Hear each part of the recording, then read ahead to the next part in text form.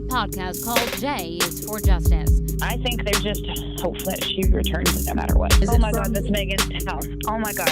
Oh my God. And then, wait a second, you guys. We have breaking news.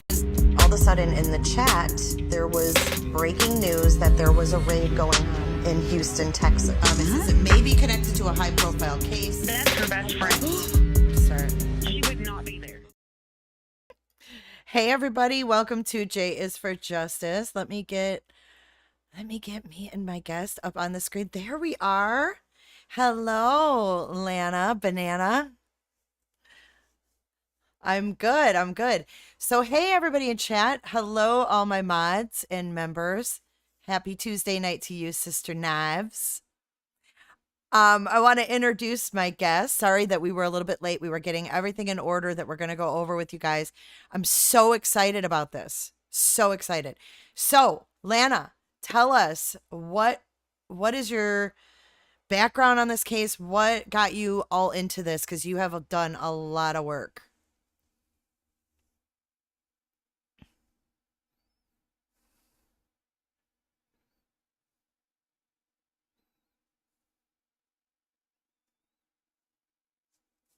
Oh, wait, hold up, Lana. I think you're muted. I muted. Okay, let's do that again. Hey, Lana, why don't you tell us a little bit about your background, how you got started in this case? Wait, so you just muted me Take already? two. Well, like I was saying, I want to thank you for having me, number one. Number two, I know a bunch of people in chat follow some of the stuff I do on Facebook groups. So hello to all of them. They're amazing people. And yeah, I was right from the beginning in this case, probably at the late, like right there, a couple days after it broke, when it hit national news, because I am on the East Coast and it was obviously Colorado. So born and raised in Ohio. I got a beautiful son. He just turned 5. I know, he is so damn cute. Yeah, he's the man. We were saying we're going to pre-arrange a little marriage between Sophia and your son. Yes, we will. And that would pull him then too. But yeah, so just got involved with the case based on always been a true crime follower, but stuff that was that I was interested in is, you know, everybody watches social media and you see a guy and a girl, 2 kids, you think you have it all. Social media tries to show you have it all, but there was nothing ever bad out there about Christopher Watts. Like usually the dirt, the media can dig up anything on you. So I agree. There was nothing. Like even people that knew him throughout the years had nothing but good stuff to say. Yeah. So you kind of you look at something and you ask yourself, how could this happen? I disagree with the district attorney saying that this was like a monstrous, horrific act. I think it's more of a tragedy. And I kind of will go into that, like based on my stance, it's, not pro either side. This was a tragedy that resulted in 3 people dying. I think that's a really good way to put it. Because it really is a tragedy. We don't have this psychotic person who was in and out of prison his whole life, habitual criminal who, just let loose on his wife and kids. Yeah, exactly. Like you said, you got a guy that barely got parking tickets and speeding tickets. So, so when you look at that and then you start following along, that I saw that, nobody picked up this case. No big time lawyer. He had a public defense, he was obviously I'm not saying his lawyer, they were good. They were that they have a great background, but it amazed me that nobody jumped on this case. And when something like this is national news and nobody jumps on a case, I question that immediately. I always thought that was kind of weird too, that he didn't get his own Jose Baez like Casey Anthony did, someone who was willing to take his case pro bono. Yeah. And I think that also has to go with, he's in Colorado all by himself. Like he has no family out there. He has no, it's just him. Right. Obviously North Carolina, extended families out there. I mean, It was him, Shanann, the girls, and they're just tight little knit group that, but for the most part, they did, it was just them. Mm-hmm. So you got involved early on, pretty much day one. Mm-hmm. And what have you been doing? What was your involvement early on? My involvement early on was, just keeping an eye on everything that was unfolding. Every day there was news coverage of it, but also they would post the dockets. So I'm a big person that follows the motions. So what was being filed, the timeliness of things that were being filed, what his defense team was doing. Like I said, they had so much camera footage of everything, like, the police cams to everything, that there was so much information early on because of technology, the way it is. Think about this, at the O.J. Simpson trial, if all those police officers would have been cammed up, it's a completely different story, I think, with that murder trial. For sure. I mean, that would have been insane. That would have been absolutely insane. And probably maybe a different outcome. Yeah, well, I just think that you're held accountable at all times that you're working, and I kind of think that's how it should be. I think if you're doing the right things, you should never care if something like that's on you. Just like, you work in a bar, they have cameras on you. Well, it's just like, I used to work in sales, and we had if we got a company car, we had GPS in them. But yep. When you're working, they want to know you're working. So same concept there. Absolutely. So yeah, early on, my background is I went to the University of Cincinnati, actually played 2 sports there, took a golf scholarship, walked on girls basketball. So I played 2 sports there. You go, girl. Yeah. They paid for my school. Criminal justice and business background, love numbers, always loved puzzles. I own 2 trivia companies. So I work with the senior citizens of our community, and I say the drunks of our community. So I do trivia in bars, restaurants, resorts, and then senior rec centers across the U.S. Nice. Yeah. So, I mean, I'm a nobody. I'm nobody that's trying to bang Chris Watts. Thank God. We have enough of those. Yeah. Rumor has it Christopher has a new woman. Yeah. I try to, I know you don't like talking the theories, and yeah, I don't. She doesn't like that, you guys. She's all about facts and putting these pieces of the puzzle together, because basically we got a bunch of pieces of the puzzle, they're just not put together. Exactly. And that's kind of, I do the work that nobody wants to do. I do the, sit at my desk and pound through paperwork that nobody wants to look at. They want to, yeah. But then I'm the person that can also supply everybody with that aha, like, oh my gosh, wow. Yeah. Which you're going to do tonight. I'm going to try. Yes, we are. We're definitely going to do. Okay. So the past 2 years, have you been working continuously? Did you take a little break? No. Nope. See, I started, like I said, late August of 2018. I don't know what's the word I want to use. I don't know if I want to say I was pissed off. But I was so disappointed when in 2.5 months, somebody is taking a plea deal that's pleading them at max everything. That is unheard of, unprecedented. And I was so I kind of got angry about that. If that's my client, I would never let anything remotely like that happen. But yeah, so my heart really went out to Cindy and Ronnie in the fact that they didn't get the answers. They weren't being communicated with. And I put myself, I'm a mom, and I couldn't imagine not talking to my son. I agree with that. I raised a great boy. He's done everything right up until this point. Like I said, a tragic situation that what everybody's starting to realize that it wasn't one night. It was 8 years of stuff building up in their relationship.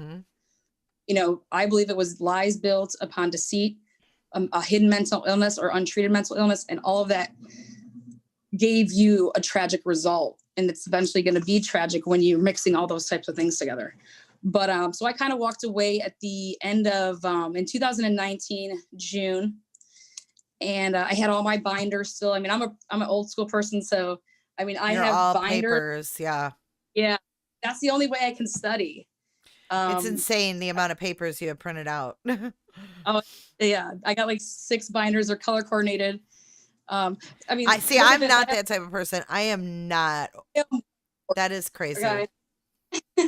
So have So you whatever- ever done this for any other case, or was it simply this case that caught your attention and you just kind of paid attention to this? a little bit with the OJ case later on, because I always said if OJ didn't do it, who did? Mm-hmm. You know, but yeah. So honestly, what brought me back was when I heard they were going to do the Netflix. I figured that Netflix got a hold of some stuff that never seen before, you know? And when I watched the documentary, like I said, I have all my stuff. I'm seeing all the pop-ups, you know, the time that they're trying to say that these text messages and phone calls were occurring. And I'm looking at this and I'm like, those aren't the times, or at least those aren't the times that were released to the public. Okay.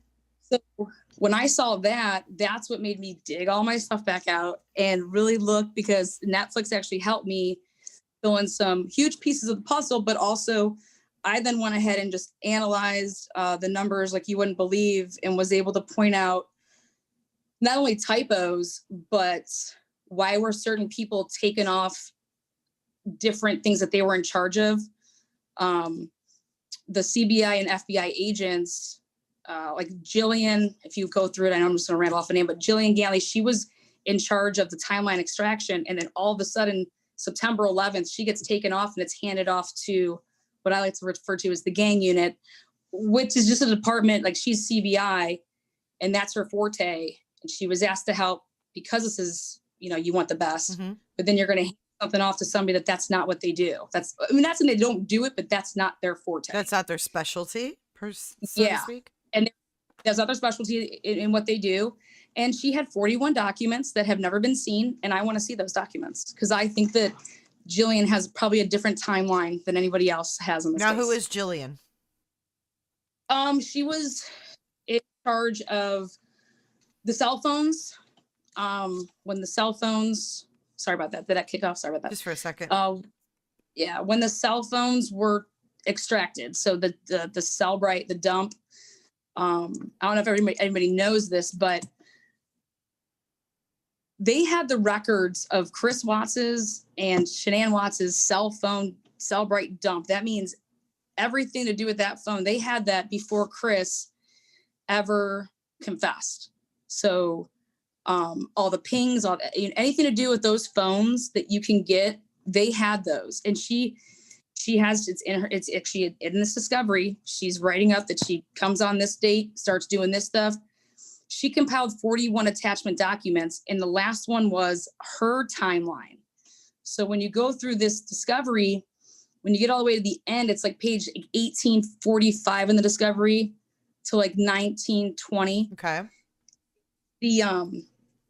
What they did is they took they took everyone's cell phone involved, which is Shanann's, Chris's, both of them, the work one and the regular phone. And then they took Nicole Kessinger's. And they call it a logical extraction of data, which means you have all of this data in front of you from the phones, and you decide what's important to put into your timeline that gives you your narrative, which these are obviously people working for the prosecution. So they're only going to put in, I don't know if anybody also knows this, but Shanann Watts had 150,000 timeline transactions in her phone. How many? Of which 150,000, of which 25,000 of those occurred in that 6-week period that everyone's focusing on. Okay. That is more than has in 1 year. So for example, Nicole Kessinger's phone had 25,000 in 1 year. She had 25,000 in 6 weeks. And for those that don't know what a time transaction is it's a command to your phone that when you make a text message. So let's say that me and you just go out and buy cell phones, brand new. You have yours, I have mine. The first thing that I do is I call my mom. That's going to be number one. And then I text somebody, that's number 2. I get a push notification to my phone and it comes in due to me having an alert. That would be number 3. anything that your phone does as a command registers on a timeline. So like if I Google search something and I type in J for Justice, once I type in J for Justice and I hit enter, that's a timeline transaction. If I then go to like somebody else's page, that would be another timeline transaction. But let's say I just stay on your page for 2 hours and I'm researching everything that you're doing on your podcast. It would then also register how much time I spent on that Google search. So and then it's also going to notify the data is going to tell you where you did this, where I was located when I did this. So they're going to be in a certain sequence of numbers. Mm-hmm. I was looking at that after you kind of explained it to me. I was looking through Discovery and I noticed that there's some numbers that are like, there's 2 digits and then some of them there's like 4. Mm-hmm. So I didn't know what that meant, but I'm sure there's reasonings for all of that. Yeah. And kind of once somebody points it out, because I know everybody wants to pay attention to, what time did that happen? Mm-hmm. With a cell phone, it's, what time something happened is irrelevant. You're going to get that, but you want to know where that fell in the timeline transaction. So did that happen before? So like, let's say I called you and Joe called you. If I'm number 14 and he's 13, he definitely called you before I called you because he's 13 and then sequence 14. And you can't, that doesn't lie. That kind of evidence doesn't lie. And that's why you like it so much. Yeah. I mean, it's like, I always say 5 + 5 = 10. Math, like, you got the right answer, right? Yeah. With this, all the questions that everybody has, the luxury, I'm telling you, every answer is out there because of the digital evidence. We just have to get our hands on it. And the thing is, we don't have it in its entirety. Correct. But I'm just saying, when someone says like, oh, well, we'll never know that. That is not true. And I would never make that statement. You hear people say, oh, well, we're never going to know the why. We may not know the why, but we're going to know how and when and where. And that's what I want to know. I mean, the why is one of a few things or a combination of a lot of things. Yeah. I think the why is a very broad explanation. Yeah. I think the why is 8 years worth. I mean, yes. To say that build up. Yeah. Build up. You're not. Yeah. And that's logic. So what do we want to start with here? I want to talk about the Primrose, obviously, those calls. And yeah, because that's the nuts. Go ahead. Absolutely, because that's actually the nuts and bolts of this case, to be honest. People don't realize that the phone calls made to Primrose are so important. And they answer so many questions that people don't realize. But they will today. And to me, like, the times are interesting. And that's what I kind of have bits and pieces in my head. But that's why I'm interested to go over your timeline and see how it all fits together. Because we look at this in chunks. We look at NA's info. We look at Chris's. We look at Boomhauer. We look at Coonrod's account. We have Nate. We have all these, Nick, all these different people saying all these things about that morning. But, and you broke it down in order. You know what I'm saying? Yeah. I love that because my brain can't do that. So I need someone like you to do that for me. I'm not kidding. My brain doesn't work that way. I'm gonna pull my hair out, but yeah, it's you have to have a lot of patience for that. You know what? If people thought I had patience, if you were to say that to someone else, you're gonna be like, Atlanta doesn't have patience. But yeah, it's just it's a passion. You do something like this and you can actually get a right answer.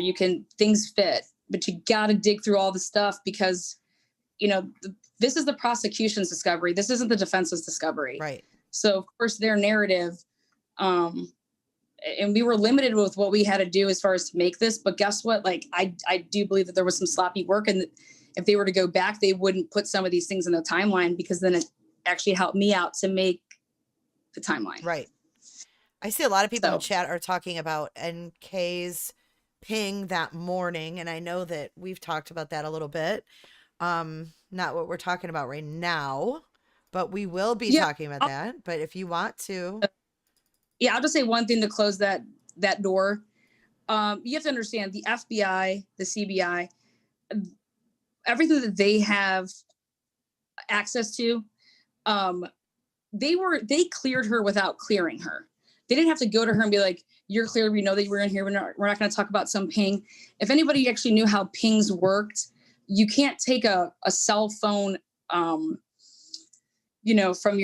go on Verizon and pull up your cell phone records and, oh, well, it said my call originated in Frederick. Well, there's 27 to 47 towers in Frederick, number one.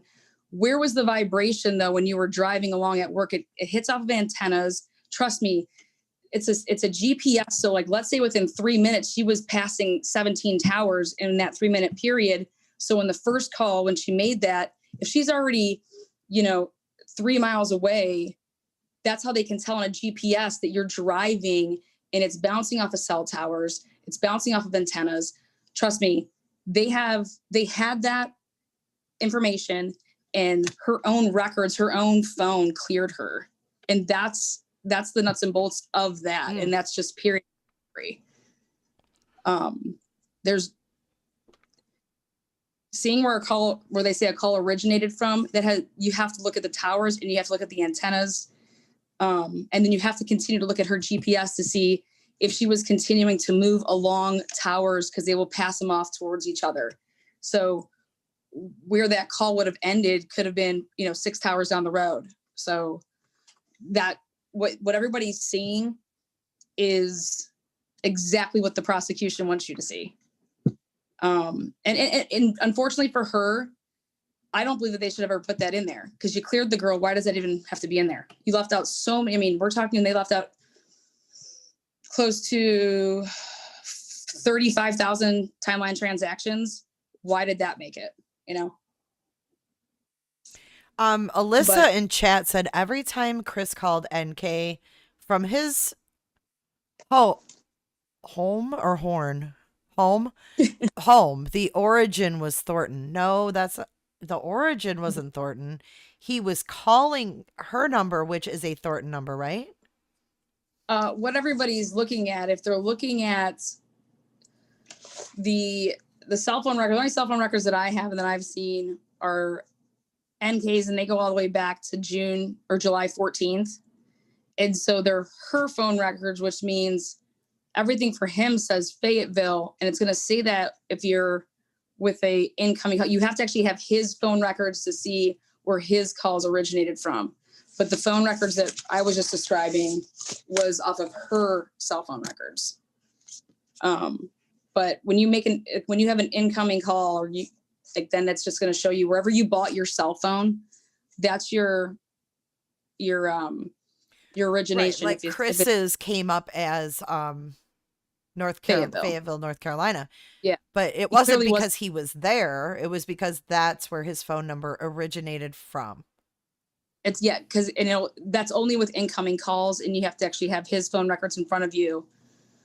Like I said, and I don't even have I've actually never even seen his physical cell phone bill. How far is Frederick from Thornton? Do you know offhand? Approximately, is it like 30-minute drive or? No, I wouldn't say it's even that far away. According to 360 Life app. Yeah. Someone wants to know, Amanda, you didn't get blocked. Amanda, you're not blocked. You shouldn't be.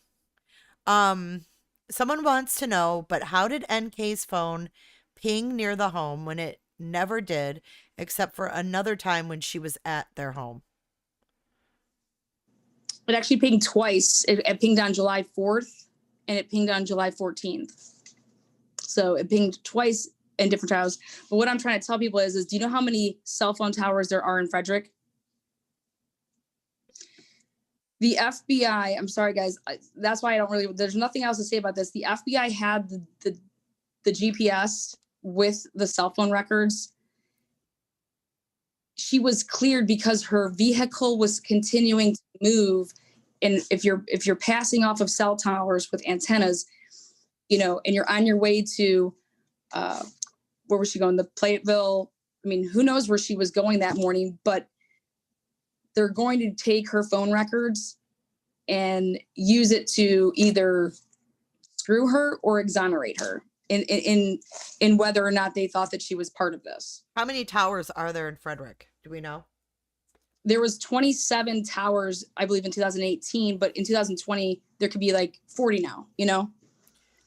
And if a tower's down, it could pass it. It's not about even the towers; it's also about antennas. So we don't have the metadata that you need to even remotely talk about that. So give me the metadata that you need, and then I could speak on that. But she wasn't going to work that day, why would she have been there? Even in that vicinity. You know what I'm saying? I think that's what people are wondering. Like, was she making a drive-by? I mean, as the mistress, that's what I think. I don't think she was involved in any way. I think if anything, she knew his wife was coming home and maybe she was just being nosy. But do we know that she didn't go to work that day? Is there actual proof of that? I don't have any proof of that, but I did hear I did hear that she didn't clock in. I think that was in Discovery. She only clocked out that day. Guess what the luxury of all of this is? The luxury of all of this is that her GPS on her phone would prove if she went to work or not. So if she said that she didn't clock in, I'm telling you, they would have looked into that. They would have went off her GPS on her phone. And if she is there, she's there. If not, then they're going to question her about that. Right. Okay. I want to say something to Gina Marshall. She said, funny how the channels that bash Shanann completely champion Chris and NK. Gina, number one, no one here has even mentioned Shanann yet in this live. And let alone bash. Number two, we're not championing Chris and NK. We're talking about what's in the Discovery. We're talking about pings. We're talking about the documents. So I put you in timeout because of that. If you come back and say things like that again, you'll be deleted because you're not going to take chat off topic. We have a good discussion going, and this is a deep dive that Lana has put a lot of work into. So no one here is bashing anyone. Yeah. Hey guys, I don't know why people would think I'm not pro Chris Watts. I am pro the Constitution. I live in America. Mm-hmm. I am all about the United States of America. We were born with freedoms. You're not in love with Chris. You're not infatuated with Chris. You're not writing Chris. No, I've never wrote Chris in my life. I'm all about the law.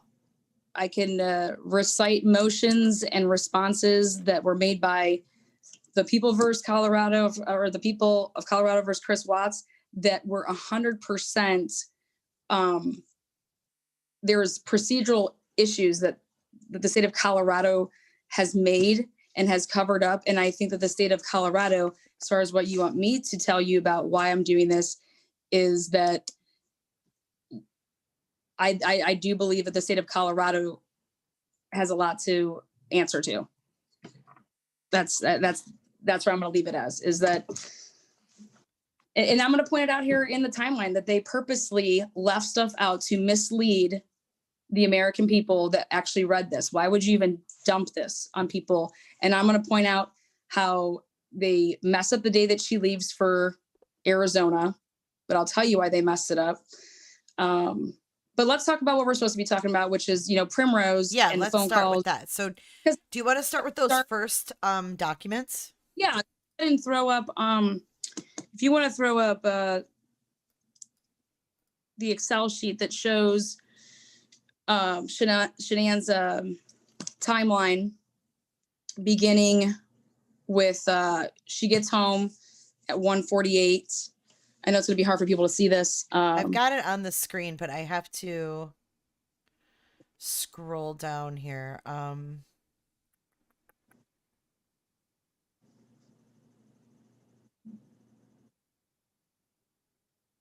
Are we on the day of Southwest Airlines? Yeah. So if you're going to look at that, so if you look at that.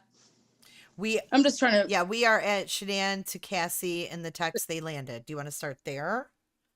Yeah, I just want to show people if you zoom in because I'm looking at it. You want me to zoom in more? Okay.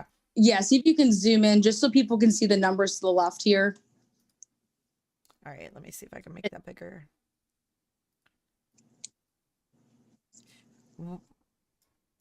The times and the times, yeah, so the data numbers. Yeah, okay. Yeah, right there. That's perfect. Okay, cool. Okay.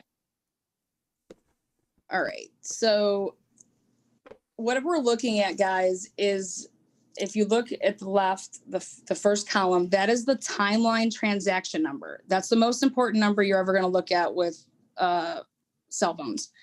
153305. That was when she touched down or in the air when she got on the Southwest Wi-Fi. It was a transaction because she actually Google did it and her phone did a command. Then you see how right after that, I just was being lazy and not putting the 15 in front of it just because I was trying to, gotcha. Yep. So it's 15, but I just did like 3306. So do you guys see how everything is in order? So 05 is accounted for, 06, 7, 8, 9, 10. Right. Okay. See how everything's accounted for? So let's go to what happens here at 7:40 a.m. Chris Watts stages a text about taking the kids somewhere. Yeah. Well, no, go back to where you were. Yeah, right there. That he's hey, if you take the kids somewhere, let me know. That was a staged, and you guys see how boom, it's right in order, and it was at 7:40. Okay, then that 3309 is at 8:25. This is the staged. Chris Watts staged 23-second call. He left a voicemail message. All right. Now, again, this is from Shanann Watts's cell phone dump. This is in order. Okay, so what I'm noticing here already off the bat is that the first text that she got was at 9 a.m. from a friend. That was the first friend text. Was at 9 a.m. from Cassie. Correct. But if you go based on Nicole Atkins's testimony in her interview, she said that she texted Shanann Watts at and it was even on those of you guys that are the Netflix gurus, there was one at 8:55 a.m. And then she texted her again at 9:21. So if she would have texted her at 8:55 a.m., she would have been timeline transaction 153310. Do you see that? Yep, 9 a.m. Cassie text. Yeah, because Shanann. And do you see how she's not there? And then I said, oh, maybe she just got her times messed up. Okay, well then the 9:05 one, that's the alarm that was on her phone because that was it was a command. So therefore an alert makes your phone take up a timeline transaction. So that was, and all of this stuff is coming from the discovery, guys. This is actually from the prosecution.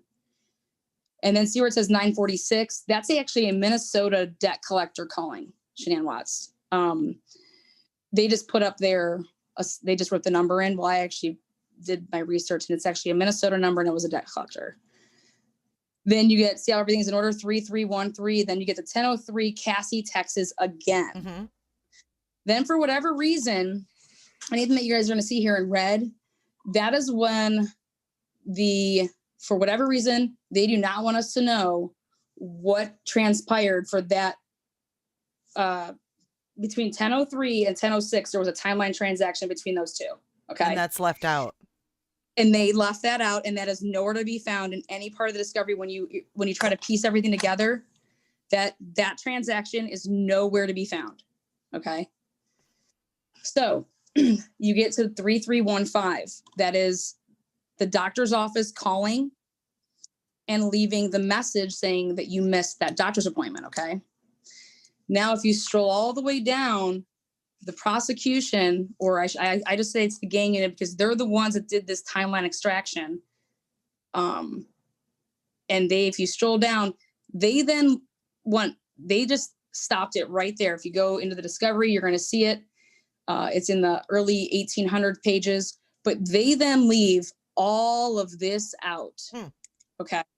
So if you stroll back up, you got all this. So that means from 10:06 from 10:06 and until they say, and this is where Netflix came in for me, this is actually not true, but they say that Chris Watts staged a text message at 2:14 p.m. Okay.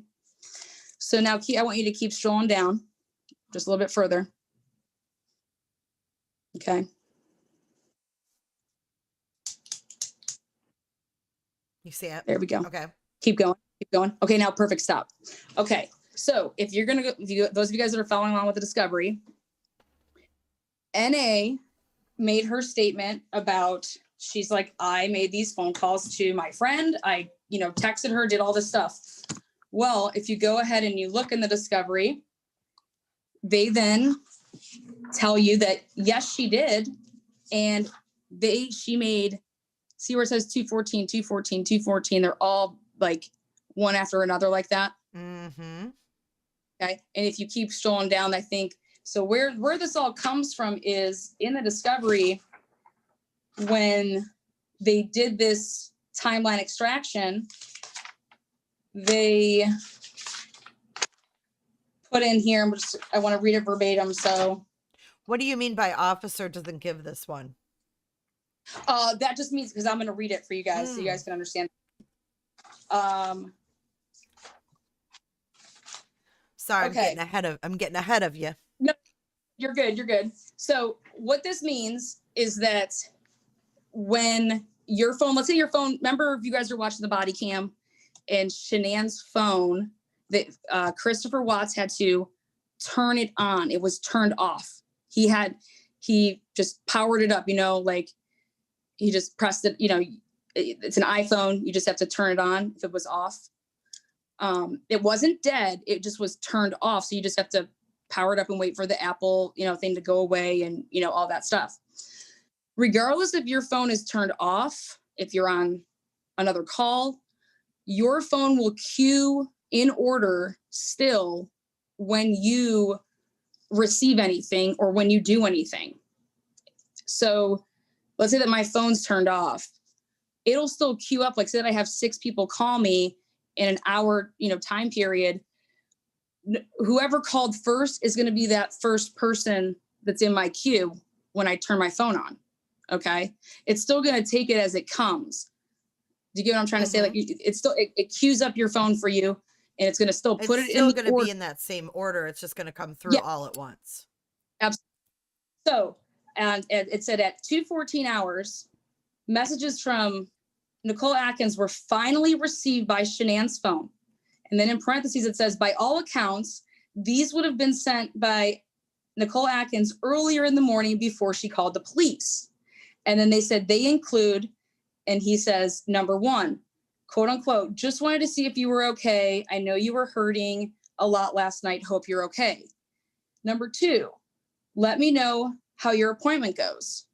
Number 3, I've been to your house. You won't open your door. Your alarm is set. Your shoes are sitting inside. Your car is home. I'm so very concerned about you right now. I need you to text me or call me and just tell me, okay. If you don't want to talk to nobody, you don't want to be around anybody, I get it. It's fine. I just need to know that you're okay.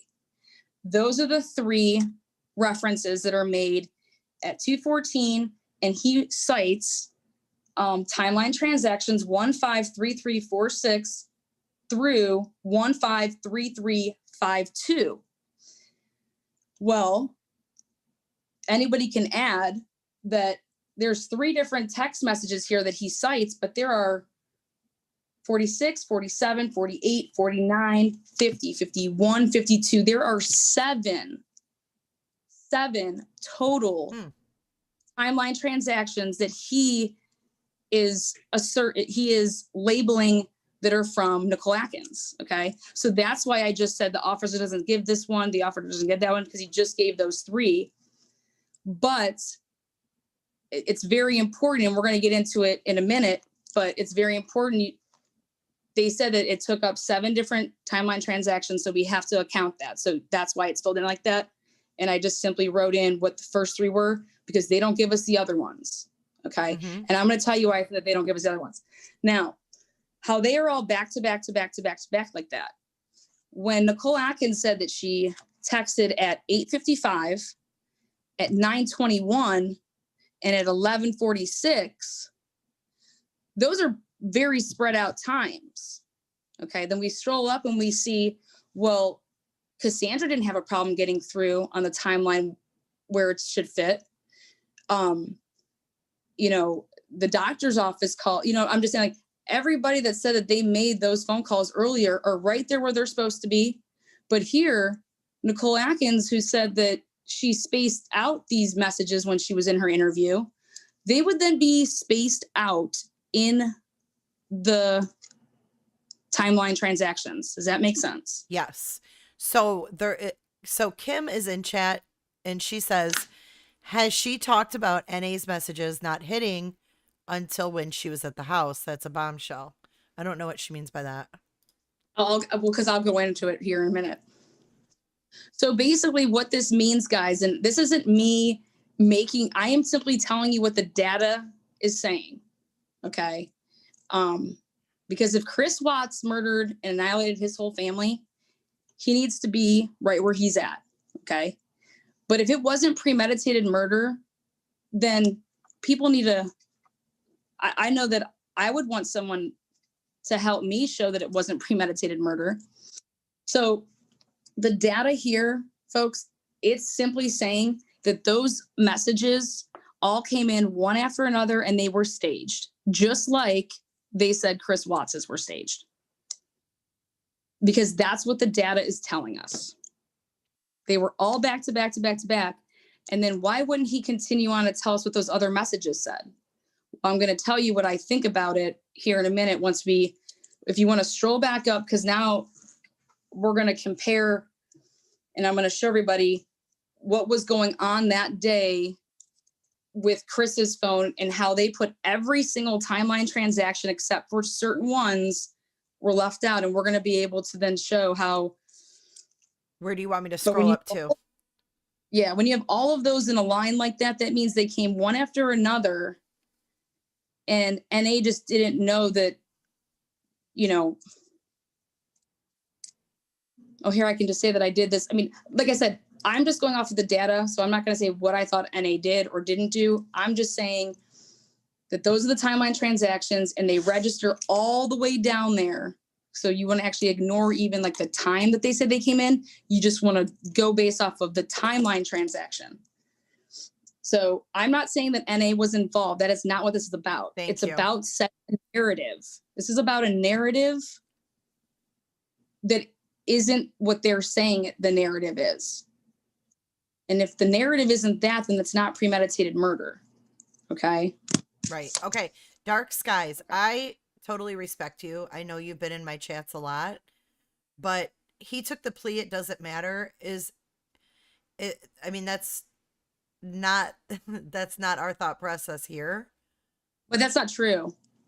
He needs to look at Strickland versus Washington. You can take a plea. That's like a false confession. But look at the case Strickland versus Washington. You can take a plea, and that has nothing. Just because he took a plea doesn't mean that he can't fight for his plea to be thrown out based on his defense team not doing what they should have done. Stuff like this. You can't give advice until you have all the facts. How would you tell your client to take a plea deal when you don't even have anything yet in front of you? And we'll get into that because we're going to do that. We're going to continue on different episodes that have to do with emotions. But let's just stick with this so people can follow along. No, and we're not saying that NA's texts were staged. No. I'm saying that they all came in one after another. Because the phone was turned on, correct? No, that's true. No. They came in one after another because that's when she made those text messages. She made them one after another. Oh, she actually sent those boom, boom, boom, boom, boom. Because that's what the evidence is telling us. But she said that she didn't send her messages like that. That's why the guy was off until because remember the officer called it and it rang. Where's that call? At 8:45 in the morning when she said that she sent her first text message. Okay, because Sandra sent hers at 9:00. Mm-hmm. Do you see where hers is? Right. Okay, so if NA texted Shanann Watts' phone at 8:45 like she claimed, or 8:55 like she claimed, it would be in line number 153309 or 310, just depending on what time she, fired that off. Everybody else, when they said they made these, like Cassie said she texted twice, they're right there. The 3313, the 3310. Okay. If NA would have texted at the times that she said, they would be spread out on this Excel sheet. They are all one after another because they were all sent one after another. And I will go on the record to say that whether you want to use the word staged or whether you want to use the word like, oh my God, well, I never called her okay, let me just send these because I'm going to be the spokesperson here because Cassie isn't, here, whatever her reasoning for doing what she did, that's nor here nor there. I'm just telling you what the evidence is saying. It does not corroborate that she made those text messages when she said she did. That's all the evidence is saying. Okay, so people are saying, all right, how do we know she wasn't using Messenger on Facebook? Because if you read the discovery, first of all, if she was using Messenger on Facebook, it would have never came up remotely on this timeline transaction. So if she was using Messenger, okay, then there would not be even those 7 messages way down there. Did they both have iPhones? No, she had an Android. See, okay, so that makes a difference too. No, it doesn't. Not with your timeline transactions. No, I'm just saying people are saying, oh, iMessage, because iMessage works differently than SMS, Yes, but it wasn't an iMessage. Yeah, no. She had an Android. Shanann Watts had an iPhone. Okay. Mm-hmm. What I'm simply saying is, if she would have texted at 8:55 a.m., Shanann Watts' phone is on. Okay, her cell phone is on at 8:55 a.m. Mm-hmm. Wasn't turned off. It was on. Yep. And so if she would have texted at 8:55, it would be right here between. It would be right here. Chris's and Cassie's. Chris's Correct. call and Cassie's text. It makes total sense. Okay. Now, even if she texted at 9:21, okay, then you would see where it says doctor office at 10:06. Yeah. See how it would be there. Do you see how many calls or how many texts she said she made?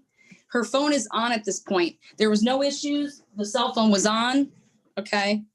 The phone rang for Chris. He left the voicemail when he did that.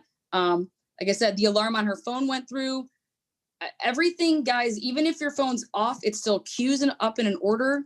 I'm simply telling you the facts of the digital evidence. Right. Whether she's not here to tell you that NA lied or why she lied or what she's hiding or if she's hiding something.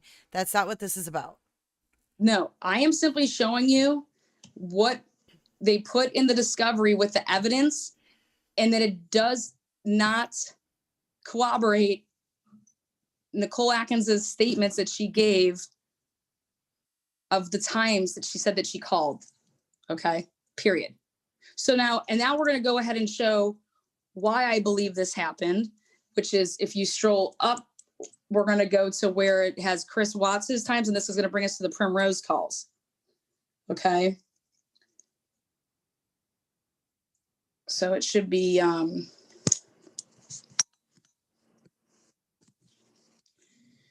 okay, so. I think I went the wrong way. No, you're good. No, this is actually go back to up. Keep on going down. I think he might be at the bottom one. His starts at the end. Okay, right here. Okay. I think I moved it again. Oh, you're good. Just, you're, you want to go down. You're going the wrong way.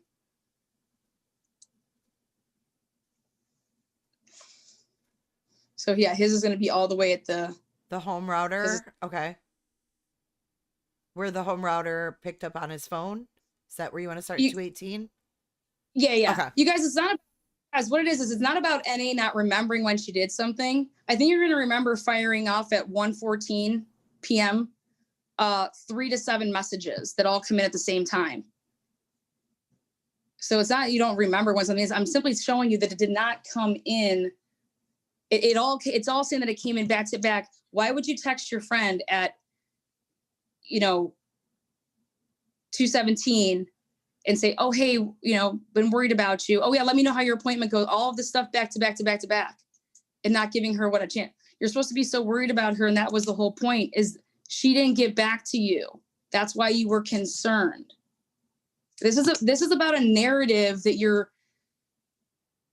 without a narrative, you don't have a way to prosecute a case. This is why Chris Watts was slapped with premeditated murder, because of the narrative. So here we go. Now, if you scroll down, so you can zoom out just a tad so that they can see that what this means is what we're putting side by side now is, so the digital forensic evidence says that there was no phone call made or a text message made by anybody other than Cassandra. And Cassandra, like I said, had the 9 o'clock one and the 10 o'clock one. Okay.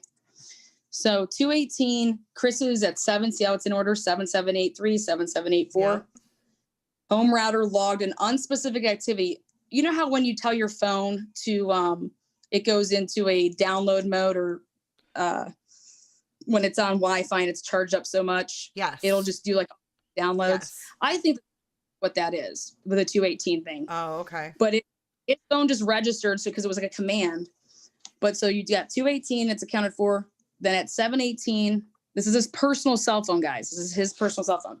At 718, you got the laptop pic that he took.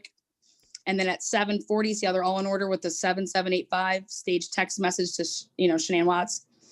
Then at 7786, you got the stage call to her.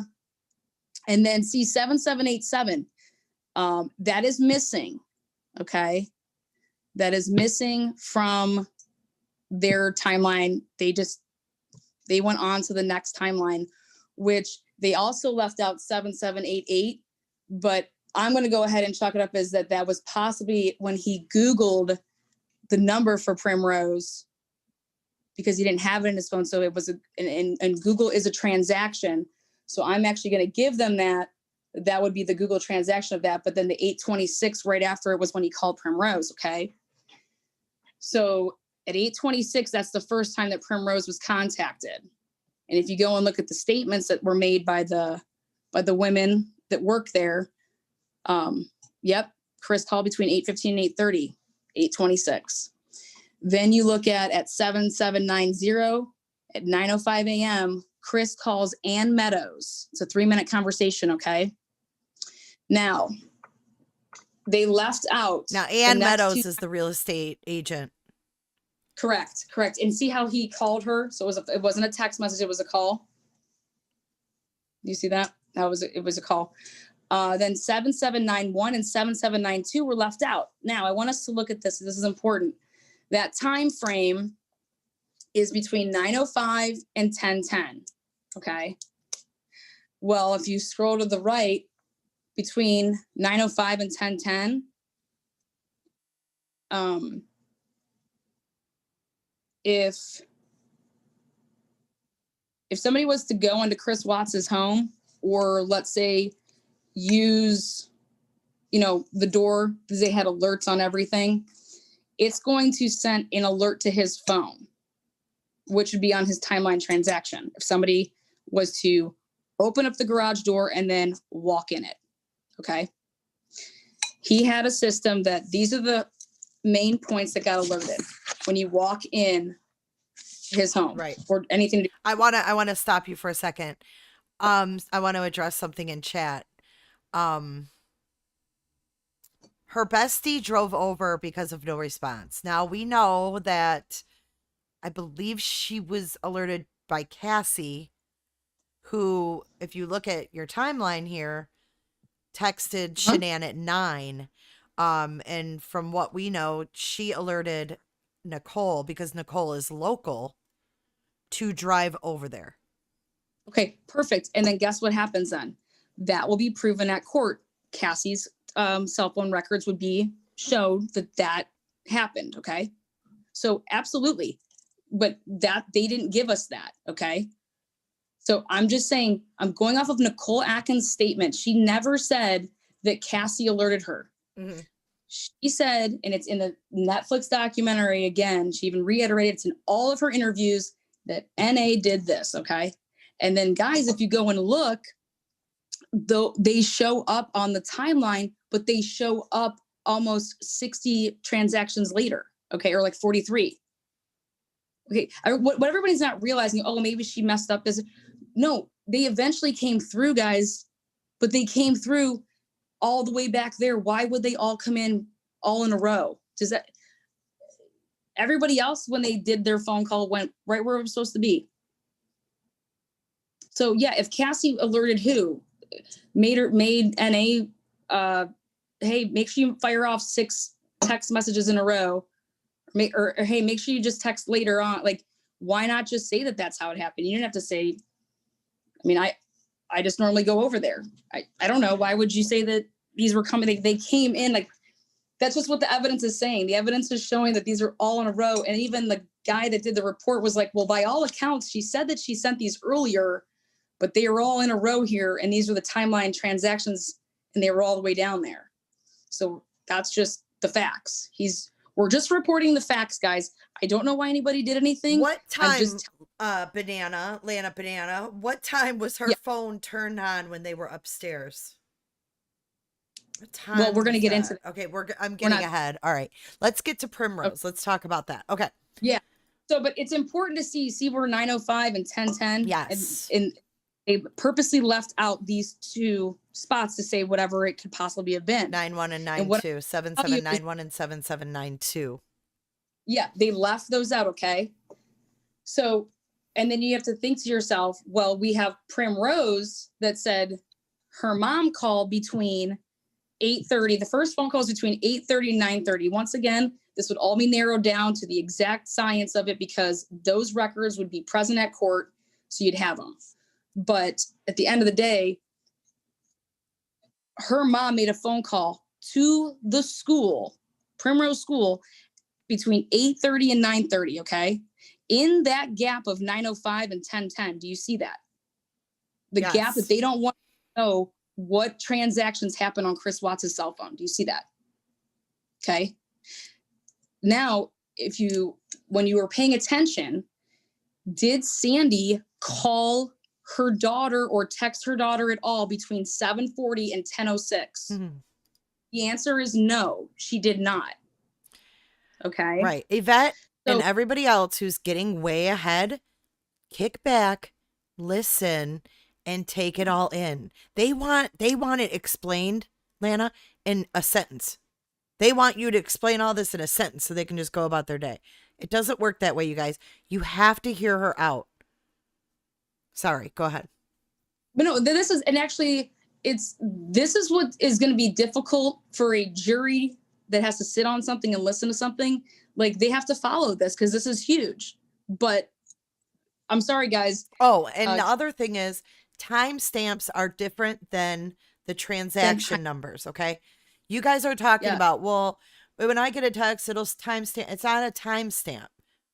That's why I'm saying the most important line you're looking at is the left line all the way to the left, because that's the actual order that they would have come in. Picture like the data at the actual cell phone company, right? If that even exists. Picture the data there. Whenever you do something on your phone, a computer is generating everything you do in a sequence of when you do it. And that includes incoming and outgoing shit. So that's what she's saying. She's not talking about timestamps. I am showing people the timeline transaction number, which is... Can you imagine this being a jury? Oh my God. Well, but guess what? You get to select it. And people that didn't understand that, you would never have on the pool. You would veto them. So, and if I just think that people just just listen for a second, that they would get it. But, and you have to ask yourself, why did they leave things out? But anyway, so here you got a phone call that happens, and Sandy calls Primrose and she says, hey, this is Shanann Watts' mother. Did Shanann drop off the girls today? Well, once again, on like all these people would be on the stand and they'd be asked questions like, well, has Sandy ever called the school before? Number one. Yeah. Nope. Right. You know, but at the end of the day, Sandy called the school. Well, if you're looking for your daughter, wouldn't you call her first or text her first? Yes. To see if she's around? Like, why are you so concerned is my question. I would think you would call her husband before you would call the school. Okay, yeah, exactly. So let's just go off of this though. But let me ask you a question, Jay. If you knew that your daughter didn't have her cell phone on her, would you call her? Would you text her? Yes. You're saying you would call if you knew that your daughter didn't have her phone. Oh, if I knew she did? You knew that your daughter did not have her cell phone on her. Would you? No. I mean, if I knew for a fact that she did not have it, why would I text it? Yeah, why would you text her? Why would you call her, right? Okay, so we got to think. Sandy, let's say that NA called Sandy, or let's say that, hey, think about this though. Cassie's first text was at 9:00 in the morning. Okay, why are you so worried that Shanann didn't get back to you? She had a doctor's appointment. She's going to get back to you. That's why Cassie maybe texted at 10:03, you know? But here, you have to look at the timestamp of this phone call, and it fits. When she said she called based on Primrose, they said she called between 8:30 and 9:30 and asked if Shanann Watts dropped off these kids. Well, why would you call the school thinking that she dropped the kids off if you can't find them or, you know, whatever? Wouldn't you call your daughter? Wouldn't you call, you know, the text? Well, everybody can say whatever they want about it. She didn't call her daughter. She didn't text her daughter. But why are you talking about being worried at 8:30 or 9:30 in the morning? You know? Okay, so what she's saying, you guys, is her mother called the school, but hadn't even called Shanann. Yeah. So why? Like if I was missing, yeah, that would be like my mom calling my kids' school to see if I dropped them off, but not trying to reach me first. I mean, it's just human nature that we would try to call that person first. Right? Yeah. Unless we knew they didn't have their phone. Yeah, I'm just putting that out there. Right. Like that could be a reason. A lot as to why you didn't call her, as if you knew that she didn't have it. Mm-hmm. Otherwise, like if I'm trying to get in touch with somebody, I usually call them, text them, message them. I usually reach out to them first. I think you have to spell it out. So in other words, if NA, let's say just for shits and giggles, NA had the phone. No. NA didn't have the phone. No one has a phone here. I'm just simply saying. No. I'm just saying theoretically speaking, okay? Like, let's say NA had the phone and she had spoken with Sandy and said, hey, I've got Shanann's phone. Yeah. Hey, I was here because I was supposed to help her this morning, you know, be with the kids. I got here. The garage door was open. I walked in. Sandy, Shanann's not here. The kids aren't here. I mean, okay, maybe they went for a walk, whatever, but like everything's here except for them. And okay, well. Okay, but Kaz, if the friend told the mother that she couldn't get a hold of Shanann, wouldn't you try yourself? You would just be like, oh, you can't? Wait, but let's move. This is why I started this with this one thing. Listen to what I started with. What friend told her that she couldn't get in touch with her? That she, like, NA did not reach out to Shanann. It's right here in the phone records. And these are the records. Yes, these are extracted from the metadata. This is in the discovery, you guys. This is in the discovery. Open up your discovery to page 880 and follow along. All I'm simply trying to do is put it in first grader terms for everybody and show everybody that if you are concerned about somebody, it's because you called them and you text them and they didn't call you back or you couldn't get a hold of them. But Cassandra didn't even text her until 9:00. So if Sandy called the school before even Cassandra texted, then you're right. Like Jamie Texas chick said, I think she called the school because she had spoken to Cassie. And Cassie said she wasn't answering the phone, but let me say, Cassie texted her at 9:00. She never called her. She just texted her. And Shanann didn't get back to me yet. Maybe you should give her a jingle. Okay. She was hey, listen, I don't know if she told you. I'm just saying, how quickly are you, just guys, I'm asking you to logically think about something. If I text my best friend at 9:00 in the morning and I don't hear from them by 9:15, I'm a 38-year-old woman. I am not picking up a phone and calling someone's parents. I was just going to say, that's pretty early to get her mom involved. I'm just saying that's 15 minutes. And if you're trying to still sit and say that you knew that she had a doctor's appointment, well, then let her get through her appointment. You have to use logic, folks. And not only do you have to use logic, but I'm not a theory person. I'm going off of the evidence. And the evidence says that there was no phone calls made or no text messages made other than 2, which was at 9:00 by Cassie and at 10:06. And I'm telling you that Primrose is saying that her mom called at 8:30, between 8:30 and 9:30. That to me, and I'm going to tell you why I think that happened based on the digital evidence. You guys can think whatever you want. I'm just saying it's right here in front of you. Why would they leave out these numbers? Then if we scroll down even further down, we're going to see that what I wanted to read to everybody is they had a Vivint security system that had alerts. They had front door alerts, rear sliding door alert, garage door alerts, basement door alert, and a motion sensory in their living room and basement. Again, this is from the discovery. This is not me reading off of anything. It's right there for everyone else to read it. The only time that they use the living room and the basement motion sensories is when they left and the alarm was set to away. Okay. So in his statement, in Christopher Watts' statement, he couldn't check the surveillance system for any clues surrounding Shanann and the girls' disappearance because there had been so many alerts and the history didn't go back that far. Because his phone, guys, as you're going to see when I spread this out, he had push notifications on his phone, which means if somebody was to go to his house and open up the front door, it sends an alert to his phone, which is a timeline transaction. Okay. Just like if you go up at 1:48 in the morning when she came home, that's why it took up a timeline transaction. I'm wondering, Meerkat says, I think this is reaching. I don't know. How are you reaching when you're going off the data in the discovery? This is what it's all about, folks. How do you think people get convicted? And how do you think NK was cleared? It's off of the digital forensic evidence. Like if this went to trial, people like the lawyer's not going to say, the prosecutor's not going to say, you know what? This guy put these babies in oil tanks. He must be guilty. The end.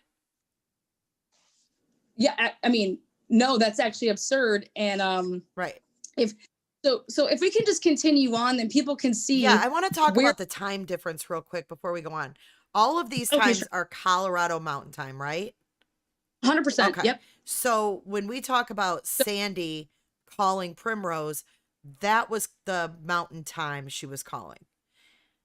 Yeah. So but it's important Sandy, to remember too that Sandy is 2 hours ahead. But guys, none of that actually matters. You're looking at the timeline transaction of it. So it doesn't matter what time it was where Sandy is. This is live and in the flesh that Shanann Watts' phone is telling us that Nicole Atkins didn't text her. The only person that did was Cassandra during that timeline that falls within the timeline transactions of those time frames, period. So that means that the defense team would then pull Cassandra's cell phone records to see if Cassandra texted or called her mom.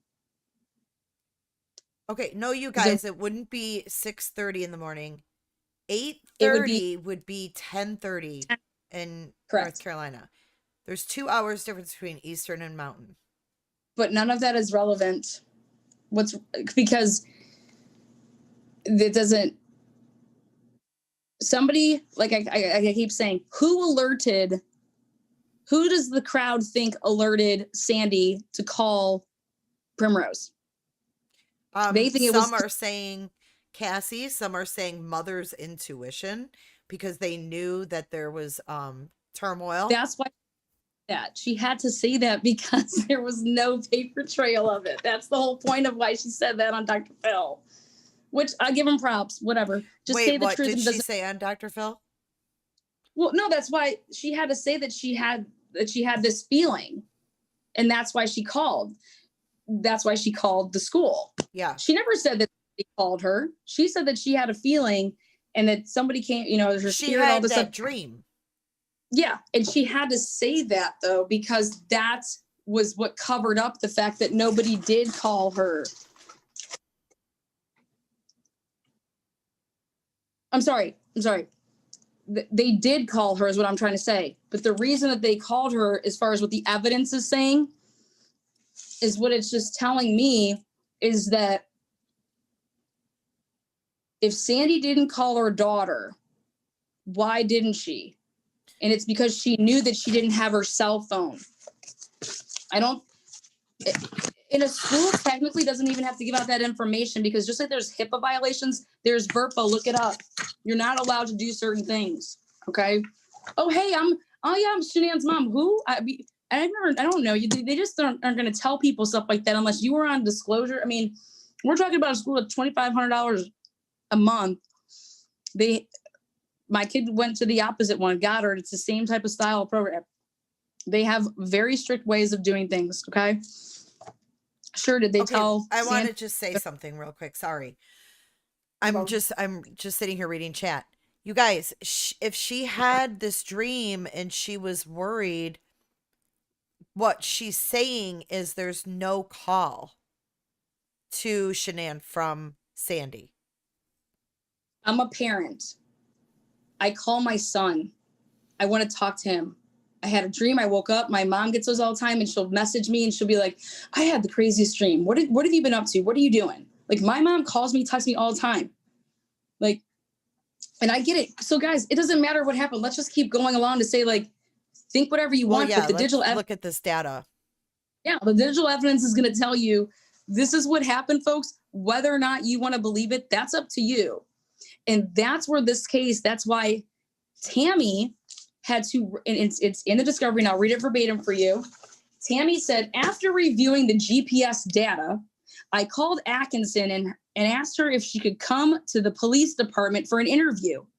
Atkinson seemed bothered and advised she was getting ready to go to work, blah, blah, blah. And then Tammy, I explained to Atkinson that we learned new information and we're just trying to find Shanann and her children. Tammy wrote her that after they got the cell phone dumps.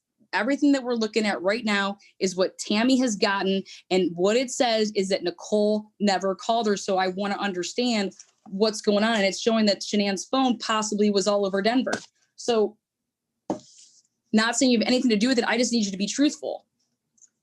And they took offense to it. Okay. But she said that she needed to talk to her after. And I hate when people keep saying that because of the phone's off. The phone being off, it's called the QUE. Look it up. It's called the QUE. It's called quiet. Okay. Your stuff gets queued up. What that means is when your phone is off, ladies and gentlemen, your phone is off. Anybody can still call you, text you, do all those things, and it queues up all of those in the order that they were received. So it doesn't just say, oh, her phone's off, which it wasn't at this time anyways, but oh, wait, her phone's off, and I'm going to prove that it wasn't. Oh, wait, her phone's off, and then all these text messages and phone calls come in, and they just go into some, like, I don't know, spinny bin, and then they just put them wherever they want. You guys, that's not how it works. How it works is that your phone, even though it's still, your phone is still communicating with towers when your phone's off. Same with somebody that sends you a text message. It queues it up still in the order that it was received. And they usually go 50 deep, okay? The bottom line is, how come Cassandra's is there when she said it was? How come the doctor's office got through? Why is everything else exactly where it's supposed to be? Chris's texting, Chris's call. Everything is exactly where it's supposed to be, except there's no call from her mom and there's no calls or text messages from NA. Okay, we have a super chat question for you. Yes. Proof she didn't use Messenger, Instagram Messenger, or Snapchat. Okay, I just proved it to you. Scroll down and see that they came in on the timeline transaction still. She made those text messages, folks. They would not have ever shown up on the timeline transaction. Does everybody understand what I'm saying to say? They are there. They happened. She texted them. Okay. Yeah, I mean, everything's on here, like even Groupon and...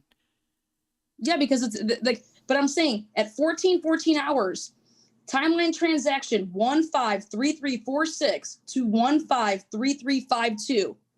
Those slots are being occupied by the following. He said, by all accounts, that's why they have to write it like this, because this is what NA said. By all accounts, these would have been sent by NA earlier in the morning before she called the police. That's why it's amazing that they wrote that in this, because by all accounts, well, this guy that did this report would get nailed on the stand. By all accounts, what is the evidence telling you? Oh, it's telling me that it came in on this type of a time. It came in on this timeline transaction. Well, what does that mean? That means it came after all of these other messages, did it not? Yes. Okay, so if NA says that she sent a text message at this time and this time and this time, did she really send them at those times? Well, not based on the evidence. The evidence is saying that it came after any of those messages that we all see. That's when this stuff came through.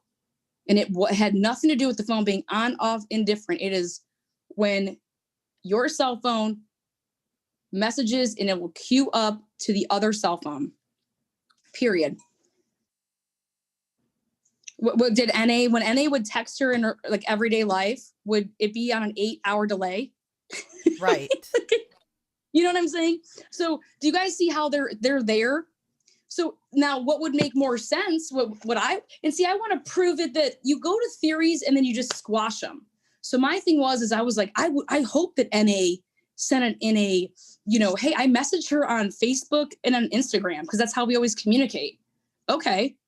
So then there should never have been any timeline transactions because you did it all through that. You know what I'm saying? Does that make sense? Yeah. No, I totally am picking up what you're laying down. Yeah. So there would have been nothing. There would have been nothing from NA remotely anywhere in the timeline transaction history of her ever making these messages because they were in a different forum. They were in a, like I said, a messenger or an Instagram, message, the DMs. Okay. So guys, I'm right there with you. I trust me. I went down every rabbit hole to try to say what's going on here? Like the evidence is right here and they're not idiots. This is what they do for a living. But they extracted it and this is what it came out. And it's like, okay, hello. I would think if it wasn't Sandy, all 3 calls, that Sandy would have said so by now. Well, but guys, that's here nor there. It's like, that would all be handled on the stand. You got your people, and phone records don't lie. So guess what else gets pulled in? Primrose phone records get pulled in, and they get pulled up, and it says what number called them. And then boom. And guess what? It's going to show where NA was anytime that she made any text messages or phone calls. And same thing, like Sandy make that phone call, whoever called Primrose, guys, it's going to be there. So all of this that I'm saying is going to be backed up. That Little Bit has a really good question. So on the body cam, Coonrod called Shanann's phone. Correct. That isn't on this timeline either. Because you have to look, because it's not what they didn't give us. Everything that they wanted to give us, they gave us. That's the whole luxury. That's what I'm trying to get at is, so here, I'm going to show them exactly why that's a great question. So go ahead and like zoom back in and go back to the Christopher Watts section of it. So we're just going to move on from this. If people want to, they can replay it and you're explaining it like 5 different ways. And if they still don't understand, they can replay. It's very simple. This is the evidence, and this is what it's telling us. That's bottom line. Boom. Like, if those messages came through, they came through way down the road because they were staged. And she had to, because that was how she said she needed to get in there. She couldn't say that she was so worried because, oh, well, I was supposed to come here and her husband were having a problem. So we were supposed to she was going to come stay with me. Oh, so she was planning on leaving anyways. Like, that's a different narrative. That doesn't put people in a situation to go, we got a problem here, Houston. And this guy did all this stuff. Like, he was cheating and he's, I'm just saying you're creating a different narrative. And that's the difference of the sentencing part and how somebody was, being charged. And this is called tampering with evidence, guys. This is a huge problem. I'm sorry, I don't know if anybody knows the legal world, but this is called tampering with evidence and obstruction of justice. Okay, those are two huge. Mama 3 just said it really simply. She said, there are too many holes in the phone records and there shouldn't be. And it's not, no one's making it up. It's just right there. So here we are back to Chris's stuff, because this is very important, and it brings everything together. Everything that you're looking at here, if you see it in red, that means that the prosecution, I don't want to even use the word prosecutor. I want to use that Michael Prell, 22-year-old vet out of Greenlee Police Department, who's in charge of the gang unit. He did this. He had all the evidence in front of him, and this is what he purposely left out. This is the day of the murder. Every transaction should be very, very important. Okay. He left out 7787. He left out 7791, 792. Now let's go scroll down. The first contact that happens with Christopher Watts. He called Primrose. Sandy called Primrose already. And then at 10:28, so an hour to 2 hours would have went by when he says that Sandy finally says, okay, I'm going to text my son-in-law. And the text was, quote unquote, is Shanann okay? Okay. Now let's pay attention to something. See how right after that, it says it was left out. You see how there's a timeline transaction left out? You see that? Yes. Okay. Now, what everyone's going to start realizing, what they're notorious for leaving out, is any Vivint security alert. Okay. So if, let's say, somebody was to walk out his door, it would be an alert saying front door open. Boom, somebody walked out. Now go scroll back up at between that 9:05 and that 10:10, how there's two missing. Someone walked in, someone was opened up the basement door, alert, alert. Then they walked out between 10:29 and 10:33. Do you see that? Mm-hmm. Okay. Do you see how the things that they left out? Now look at what time Sandy called the school, Mm-hmm. which means, oh, well, Sandy, we wouldn't call your daughter if you know that your daughter doesn't have her stuff. I'm just saying, look at the evidence. I'm not saying that's the case. I'm just simply saying there's timeline transactions missing, and they're in very important times. So then go ahead and keep scrolling down. If we look also, so at 10, just want everybody to know this, those of you guys that are paying attention to Nicole Atkinson's whereabouts that day. At 10:41, so if actually just right there, leave that right there. Between 10:29 and see how it says 10:33, there's a missing transaction. Mm-hmm. Okay. I don't know if anybody's ever Google mapped Nicole Atkinson's house from where Shanann lives to where Nicole Atkins lives. That's going to get you from that point of leaving. Okay. If you were to leave, let's say that somebody walked out of the door there, right? If you do Google Maps and the amount of minutes that it would take you, she would be at her Firestone residence for her 360 Life app to be then turned back on at 10:41 a.m. She then gets in her car and drives to Longmont because they had a date out there to go see a house, remember? And that's why she drives out to Tulip Street, all right? So her 360 Life app puts her from 10:41 a.m. to 11:11 a.m. when she arrives in Tulip Street. I'm just prefacing like what's been that's the time frames. his things, everything's accounted for, all these Aspen hotel searches, so we can, stroll down more. See, people, but the point is, yeah, this is only what they wanted us to see. But if it went to trial, about this would shenanigans be incomplete. This wouldn't be incomplete. It would be in its entirety. Yeah, and this isn't about Shanann being innocent, about Chris being. This is about, guys. Think about if something happens to you one day. Okay, look at what somebody could like. This is not okay. Just do the correct police work. Do it right. We all live in the United States of America. We all have freedoms. We all have rights. And cuff me. I did it. Chris killed Shanann, guys. That is not like that happened. Okay. All right. But it's how it happened, how everything led up to it. And there are different sentences. There's different crimes. Your crime has to fit the punishment. The punishment fits the crime. And it all starts with an investigation. And if you guys are all true crime lovers, don't you want to know it? Don't you want to investigate it properly? Don't you want to see everything? And trust me, if it comes out that what they're hiding is Chris Watts Googling how to bury a body, okay, which I don't think they would leave that out, but that's okay. But if that's what was left out just because, then he's exactly where he should be, ladies and gentlemen. That's where he should be. And, but his parents want to know the truth too. Every night they have to go to bed. They don't know anything. This all happened very fast. I mean, you guys got to think about how quickly they got that plea deal together. Yeah, none of this was even the defense did not even have this. Do you understand that? The defense didn't even have this. So how are you able to?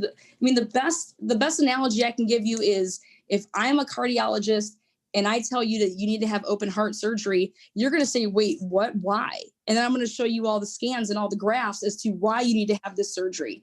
Same as if you're a lawyer. Hey, you need to take this plea deal. Why would I take a plea deal? I didn't kill my kids. That's what he kept saying. Well, here you go, buddy. And shows them show me why you would say it. You don't tell somebody to take this plea deal if you don't know why they should take it. If you haven't even began an investigation, which they did not. No, they didn't. And that is called ineffective of counsel, because if you are advising somebody to do something and you don't know the facts as to why you would tell somebody to do that, that is the definition of ineffective counsel. Okay. Let it all come out. So there was 13 days, I think, that Chris's defense didn't have anything. Not one page, right?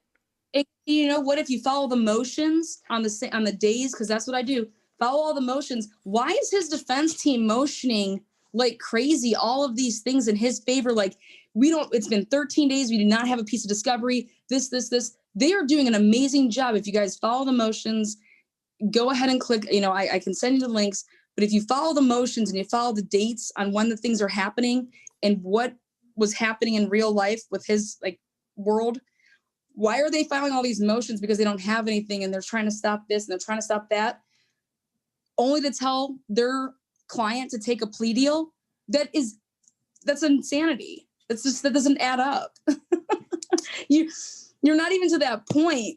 You're just not there. Well, I think it's funny that there's 1,200 people here and a lot of them are so adamant that this doesn't matter. But obviously it does. So no, I think it's super interesting. Let's go to the actual documentation of the employees there. Well, I just want to show one other thing here. Yeah, go ahead. So if you see all these red lines, now mind you, not a single friend yet has contacted. I mean, we're at 10:28. We're at all this time. The first friend that contacted Christopher Watts was actually, I don't know if people know this, but it was actually Josh with a text message. And see if you see right there at 12. Mm-hmm. But see how right before that there's a timeline. It says, see how that's Watts not in there? Called Sandy at 10:51. Talked to her for 12 seconds, and then the next one is left out. Correct. Okay. Now, do you know what time Sandy called the school and said, hey, she called, 11 and 11:30, it says. So yeah, between 11. At that time, that it's left out, that's the time that we know, that time frame that Sandy calls the school. And she says, what? Yeah, when she said, don't tell anybody. Now, let's all put this into perspective. Remember, I was telling people to pay attention to the 10:41. Nicole Atkins left at 10:41. And let's just say by all accounts that Nicole Atkins never was at that house prior to anything, right? So Nicole Atkins goes out to Longmont. That's what she says her first stop is, out there. And that she doesn't get that she leaves at 11:46. And she then arrives at 12:16 or her thing says 12:20, but those things can be off a couple minutes, but it is what it is. Now, do you notice how right there at 12:16, Joshua texts and says, have you talked to Shanann and the girls? The girls are worried. Have you talked to Shanann? The girls are all worried. You see that? Yes. At 12:16. Okay. Yep. So the first friend that reaches out to Christopher Watts, okay, is actually Joshua. It's not Cassie, okay? It's not the nurse that thinks her friend's the diabetic laying on the ground. It's not N.A., okay? It's the first friend that reaches out to Christopher Watts the day this is all happening is Josh, okay? So then go ahead and show, but here, Josh texts, I want you to go to the left. Josh texts, see that right there? Josh has at 12:16, okay? Look at right then, 12:17.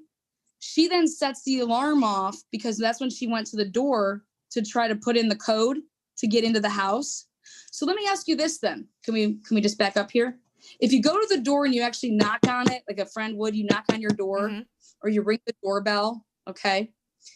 And you're waiting for them to try to answer. You have to think about this. The first time that Nicole Atkins says that she's at that house is right here and right now. Okay, ready for this? Right here and right now.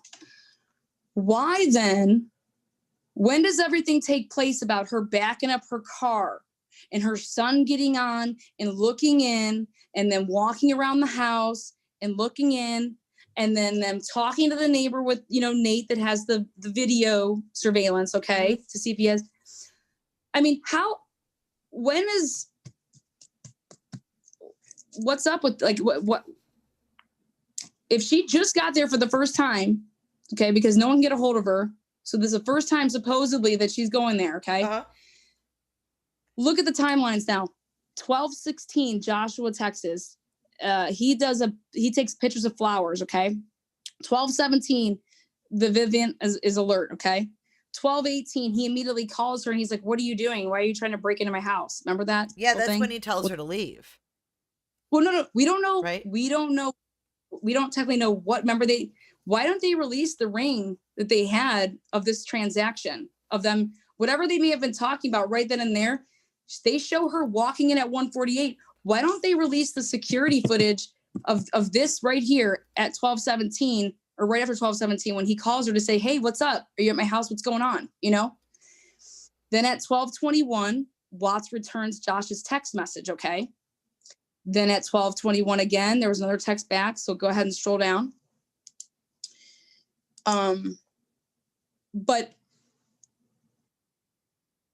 What I would think is that she walked up the door, she pressed the ring button, and now would have been your time to then walk around the house, back it in like you say you do, get up on your thingy on the car, you go over to the neighbors. You know what I'm saying? Like, how long do you think that this would have taken to knock on the door and ask Nate, hey, I'm the neighbor's friend.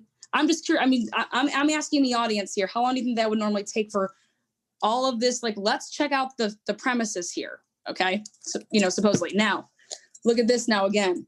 You see here how it says, Watts text Josh, everything's aligned, 51, 52. Now look at this, Ann Meadows. See that 12:27? Yep.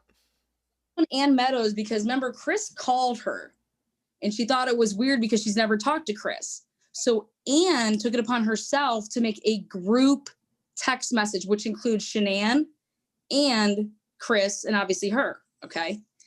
So they're all from Ann. These messages are all from Ann. One text to, it was just all from her and no response yet from Chris or whatever. Then at 12:41, he then calls Nicole Atkins again. Do you see that? Yep. Okay, now look at this though. Do you see right below it at 12:42 how it's left out? Uh-huh. And this is just the delay. This will just show you how something is delayed. Now, they left it out, but how we ended up getting the information that we needed to know why they left this out. This was the 1242 Vivint alert that also alerted to Shanann's phone. It was both of theirs got alerted. Okay. See how it's left out though? Now, I want you to stroll back up. Remember all the times that I was saying, why are they leaving stuff out? Here they left out the 1242, the alert. And we know that it happens because if you go through the discovery, they slip up and they give it to us somewhere else. So you're able to then fill a gap that they left out. Okay. So when you go and you stroll up and you see all the things that they left out, the things that they were leaving out, what I believe, because right here we see it in the flesh here for the first time, they left out something that they had an oops back in this discovery, and it was the 1242 Vivint alert that was left out. And here they left it out. He left it out of his extractions. So wait for this. So when you're strolling down and you're supposed to have all these friends that are worried, why is it then right when Nicole Atkins immediately touches down on premises? Okay. She literally gets there and his phone just blows up the moment that she touches down on the property. How would she even be able to get to all the friends and call people and be like, hey, I'm here. This is, yeah, she's not here. She's this, she's that. That's going to take some time to call your friends to then go over and see Nate. Listen to this. How did that get done so quickly? Yes. If I'm saying this, she says the first time that she got to that property was at 20, because she said she went out to Longmont first and then she came back to the property. Because she said she sent that 11:46 a.m. text message that said, you know what? I'm just coming over there. You're not answering. I'm worried. I'm just coming over there. Wait a minute. What time was the doctor's appointment? Well, we're going to get to that. The doctor's appointment was at 9:15. Okay. So, but she hasn't even gone there yet. Hold on though. So here, did everybody see this? So we got Ann Meadows right here. Addie at 12:31, within 11 minutes, for the first time, didn't text Chris at 10 or 11 when hey, Chris, I texted Shanann and I called her. She hasn't gotten back to me. Have you heard from her? What's up? I know you guys are having problems. Is everything okay? Mm-hmm. Why is it that when she touches down on property, is this supposedly everything happening? Does everybody see what I'm saying? Addie's all these people are so concerned. Well, how are you so concerned yet? Because your friend literally just got there. She hasn't even been able to check anything out. You get what I'm trying? You have to investigate a situation. So you're going over to Nate's. Hey, can you pull up the surveillance? Can we look at this? How long do you think that would have taken for Nate to mosey on over and for them to talk about diabetes? Well, exactly. And there's a lot of contradictory statements that I found in her son's account of what happened when he was supposedly walking around the house for 40 minutes looking for a way to get in. There's so many inconsistencies in all of their statements. Hey guys, we're just going off of the evidence right here, which just shows the time. So I wish we could bring it all, you know what I mean? I wish we could piece it all, but we have to stick on one topic, you guys, and you know what? If you think I'm trying to bring anybody down, I'm bringing down the state of Colorado that clearly didn't do their job. Sandy wasn't involved and NA wasn't involved. So anybody that thinks that Sandy was involved or NA is involved, and I think that, I'm so sorry that that's what you're getting from this information. Yeah. Okay. I am an educated woman, and I'm just simply telling you, these are the facts. Here's the timeline transactions. Here's what's supposedly happened, and take it for what you want. Sandy has been through hell and back. I mean, we're not saying she had anything to do with it. Sandy didn't have anything to do with this. NA, no, but you're obstruction. NA, yeah. You're obstructing justice by not being honest. You're tampering with evidence. That is the problem. And we are all wondering why all these things would be why would we be so misinformed on the truth? Because you had so worried and saying that they had to blame everybody but Shanann because they were trying to protect their friend. And that's a normal thing, to protect a friend, but you can't protect a friend and ruin somebody else's life. Okay. He loved both of those parents. When you have a kid, how do you not love your kid? Okay.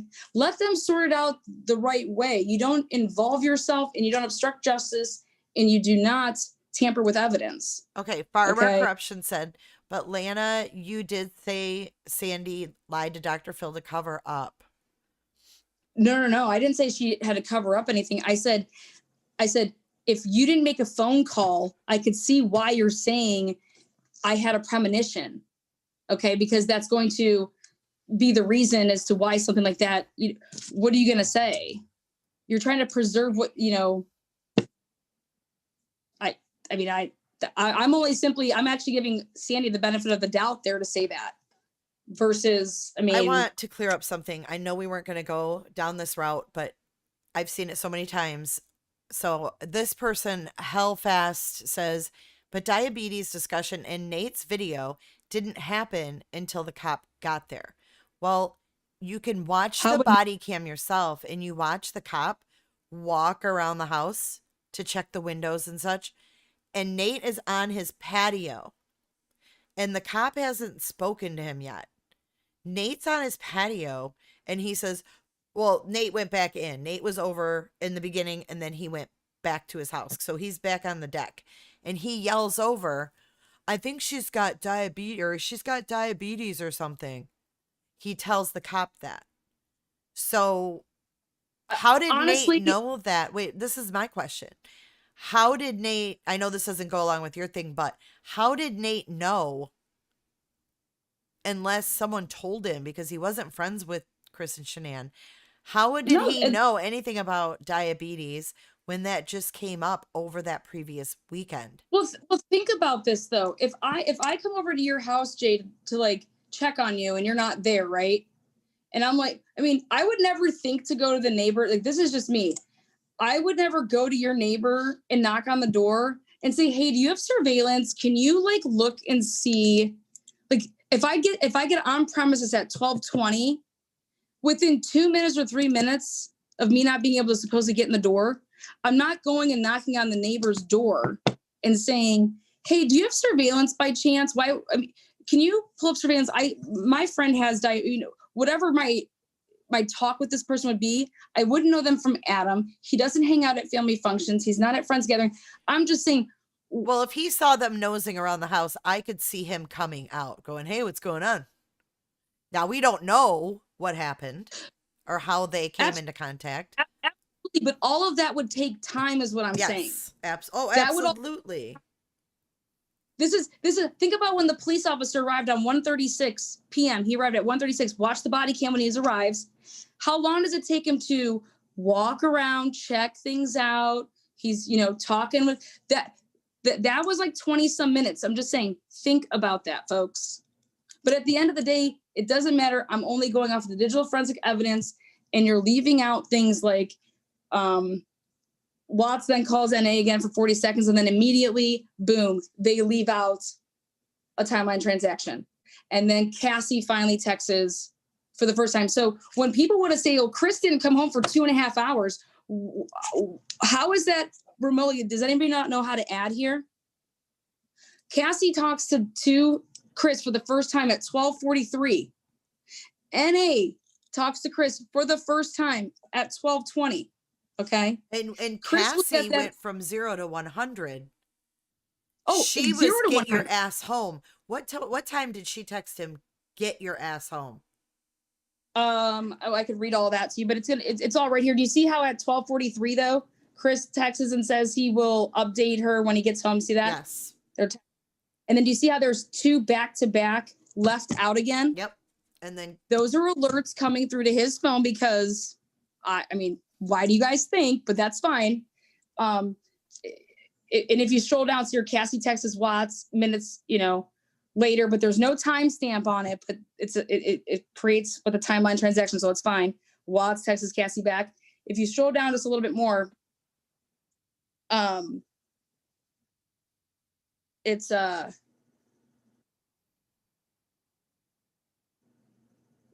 Yeah, just go ahead. There we go. See how if something's left blank, guys, on this, it's because they did not give us that information, by the way. Like, they purposely left it out. But, and things were just happening, boom, boom, boom, like right after each other. So whatever.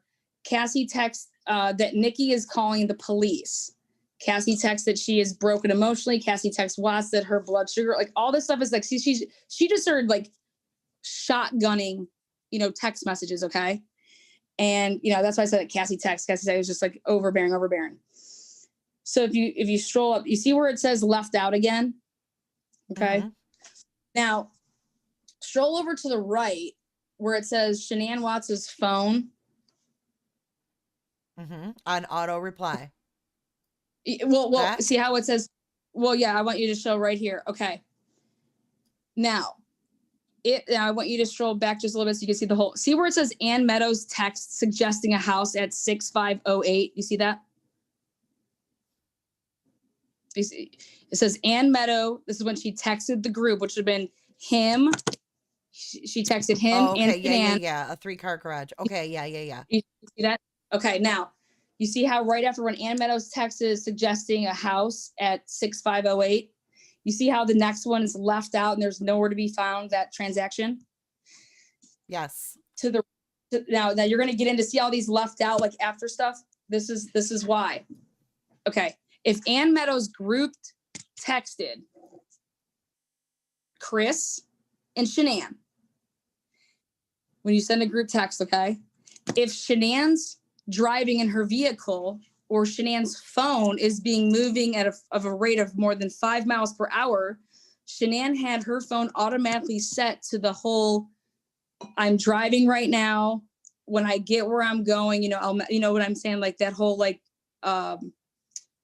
that auto reply that everybody has on their phone when they're driving. Not everybody does it, but, so it would automatically send that response to Christopher Watts because he was in on that, and she would have got one sent. Mm-hmm. Am I saying that happened? I'm saying that's a possibility as to why they left that out, because it would look like Shanann's phone's Shanann's alive because her phone's being traveled with. So that's a reason that I could see that they left that out. Now, is that why? Who knows?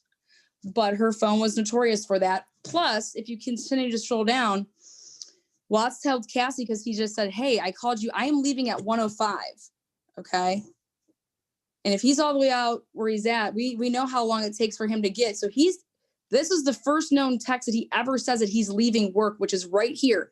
There's no text message between him. You guys have it all right here in front of you. There's no text message between him and NA ever saying he's on his way home. Like, why would a man just come right home? Like, why would somebody think, oh, you need to leave work right now? Yeah, she told him, get your ass home. That's what in her interview, Cassie said, get your ass home. And NA is saying, you need to come home now. It makes, and you know what? I'd be saying those two things too if I was in that house and everything's the way it was. That would be grounds for me to say that. But I don't think my friend getting on premises at 12:20 would then lead me at 12:43 to be in hyper mode, in hyper panic mode. Yeah, cussing somebody out based on the fact of, like, you haven't talked to your friend for 3 hours. I mean, you did text her at 9:10. Okay, but now your friend is actually there and she's not there, but her car's there. Well, did you go down to the pool? So think about this. Did you go down to the pool? Maybe her and the girls are down at the pool. I'm saying, you as a normal human being, just like Nicole Kessinger said in her interview, you don't think someone's missing for 3 hours and they're murdered. No. I mean, how does anybody think like that? And if you did think like that, then why would you ever leave your friend alone with somebody like that? I don't know. Like, that's just me. I just I couldn't imagine thinking that, Jay, if I couldn't get in touch with you for 3 hours, then I'm thinking that you're dead. Right. No, they went from 0 to 100 very, very quickly. And it's crazy. I mean, I get that Shanann was on social media and on her phone all the time, but she also had a doctor's appointment that morning. And where is the personal space? I mean, she can't go to a doctor's. I guess she can't, because you know what? She probably would have checked in or some shit. I mean, it's so here it comes to this though. So when everyone says, when did NA go? She went to the doctors. And so if we go and stroll back up, we're going to go ahead and see that NA left the house based on her 360 Life app. So she arrives at 12:20. Okay. She was there until 12:46. All right. So she was on premises for 26 minutes. Okay. Yeah. Okay. I'm with you now. Okay. So then she gets in her vehicle and she drives. So if you scroll up and you see this time, yeah. So see where when Watts called again, because he's like, what are you doing again? Like, you're doing this again. You're setting off these alarms. Like, you're like, my stuff's telling me that the garage is opening. Are you in my house? Like, what are you doing? You know, they're having this conversation. Okay. So then she said, no, we had already left, remember? And then she said, she admitted in her interview, she's like, but we really hadn't left yet, you know?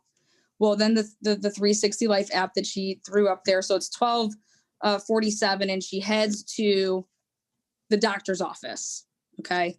And she heads straight to the doctor's office and literally goes to the doctor's office and loops back around right back to Saratoga Drive.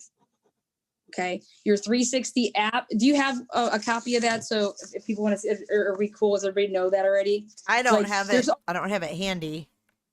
Okay, well, there's always going to be a starting point with your 360 Life app, and there's an ending point, and it's going to be a dot and the other. So, like, when you drive somewhere, once you get out of your car and you walk with your cell phone, because it's all about your cell phone, and it go at a different pace, then it picks it up as like it's a new trip. So, like, it would stop your point. She goes and walks in, and she would have a conversation. Hey, my friend Shanann, you know what I mean? She would have had this conversation, and then they're like, yeah, you know, she didn't show up for her appointment. Okay, this is what she's claiming she did. She said she left at 12:47. It's on her app. She drove. But what she's claiming is that she got out and went and talked to a lovely receptionist and got a receptionist to commit a HIPAA violation. Okay. Well, when you do your Google Maps, it takes you 12 to 13 minutes from Shanann Watts' home at the time that she went. With traffic and all, it calculates everything for you. So it's a 12 to 13 minute drive just to get there. And then if you, obviously, when you go back, it's 12 to 13 minutes as well during that time frame of the day. Okay. So you add that up and you're looking at a 24 to 26 minute drive just to physically drive it. Okay. Her 360 Life app takes her there and back to Saratoga Drive in 26 minutes. So you're telling me that you got a woman to commit a HIPAA violation out of your car, walked in, said everything, you did all of this back over there at Saratoga Drive, all within 26 minutes. And that's how long it would normally just take just to drive it. Then you turn over your 360 Life app and it shows only 1 point, meaning you just left their house and you went right back. Okay. And it's like, what's going on here? I'm just trying to explain everything to everybody. This is all in discovery. It's all there. And then that's when she said that when she went there, she missed her appointment. That's when she got back. And at 1:13, okay, so you add up your 12:47 and it takes you to 1:13. She then makes her phone call to the police department. She talks for 7 to 9 minutes. It was the longest and most detailed, amazing 911 wellness check. Like, very, like, didn't just say a couple different things, very detailed. 7 to 9 minutes. I can't remember exactly what it was. And Frederick Police Department was there at 1:36 p.m. Okay, that's when the cam started. And then if you go ahead and look at everything, then you can see that if you... What time did they enter the house? Well, so then what I want to talk about is remember I said the whole, the staging of the text messages and all that they had Chris Watts is staging one at 2:14. They just put that time on there. And then she was right behind him at 212 and 214. Yes. Okay. If you actually look at Netflix, and remember I told you why I got back involved with this case? Because Netflix gave me the biggest bone, because I don't know if anybody knows this, but anybody that worked with Netflix to make that documentary, they, you're not just going to take somebody's word for something. You're going to show you're going to show them stuff like they want. I know if I'm making a documentary, I'm not just going to take somebody's word. They're going to have, documentation of stuff. And so they created those bubbles that came up. And if anybody wants to take the time to go on Netflix right now, you go on Netflix, go all the way to a certain time that you get the bubbles popping up of the staged text message by Christopher Watts at 1 o'clock and then 1:19. Yep. Okay. But guess what the discovery tells you? They say that it was at 2:12. Okay. They basically have it an hour off. All right. That makes sense. So which one's right? Because we all have Christopher Watts on body cam at 2. He wasn't text messaging anybody. So, but bottom line is with all of that though, is don't pay attention to the time. You pay attention to the timeline transaction because it all goes in order. So what I believe though, remember, we're going to go back to the whole, when, what's her name? When NA sent these text messages, she said she sent 3 of them. Why would there be 7 though? Think about it. I mean, I know why I think there's 7, because if somebody had someone's cell phone and they were driving with it, not realizing that her phone, because she's moving, is going to then every time. So if I send a text message to you and it was on and your phone's on, it's then going to send me a text message right back saying, I'm driving right now, blah, blah, blah. Yeah. So she fired off these and they fired off those responses. That's how you go from having 3 messages to having double the messages. Ah. Now, so, and I'm saying, hey, guess what, guys? One day, and hopefully it's not too long from now, you're going to get the unredacted and all of this information. Remember, I brought the name Jillian Gantley. I believe that her timeline is going to be very similar to everything that we're talking about here. And these red lines that say left out aren't going to say that. Now, can scroll down a little bit further. And I want you to see all of these left out ones that start like popping up like crazy. And you guys can go do your own research, but you see how, okay, so keep going keep going a little bit more. Remember with the whole Ann Meadows, see what time Ann Meadows texted? Look and see what time Ann Meadows texted. But no, a little bit more up there. Ann Meadows, the first one, texting, suggesting a house at 650. Okay, yep. Yeah, that's 103. Yeah, guess where was Nicole Atkins at 105? Where was she? Driving? Wasn't she driving? Yeah, she was driving. Remember, they're in a group text message. That means if Shanann's phone would have sent both of them a message. I'm just saying. You get what I'm saying? So why would that be left out right after Ann Meadows? Just keep that in the back pocket. Anyways, you scroll all the way down, you start seeing all these left out. Well, guess what it means? They're back on premises right there after 114. And that's when they start messing with stuff. It's all on the cams here. And they start trying to mess with things at 114. That's when they try. Remember he's on cam and he comes up to the door and they, hey, make it known. It's, Frederick Police Department. Remember they put the code in and he talks into the door. Yeah. Well, that's an alert. Okay. But then see all these blank ones. It's because boom, as soon as Christopher Watts gets on property, garage door goes up, alert. You go in the garage door, alert. You go and open the front door, alert. You see how they left all that out though? It's because they had to stay true to what they did with this timeline extraction so that we didn't see what the wording would come up. Everything's going to be different. So if they were to talk about it earlier, oh, rear door open, sliding door open, like, but you can look and you can see 1:59 p.m. See that? NA calls, he's like, I'm right around the corner. And then boom, left out. Then Christina Meacham, they're in there. They're in the house. What's going on? He texts, then, oh wait, but that's in there. All those are left out. Well, what was going on with Christopher's phone that you're not talking about? What is that? Oh, it's all the alerts because he opened the garage door. He walked in the garage door. Those are 2 alerts. He opened up the door for the police officer and everybody to come in. Okay. Then they go downstairs, open, so you see all this, and then boom, you come to the 2:14 time frame of when you have to take because there's all the body cam video, go and see when they turn on Shanann Watts' cell phone, okay, because they turn it on. But the question is when does everybody think that Shanann's phone got turned off? Okay. Yeah, that's the question. But guess what? None of it matters because it's all queued up. It's still going to come up in the order that it was received.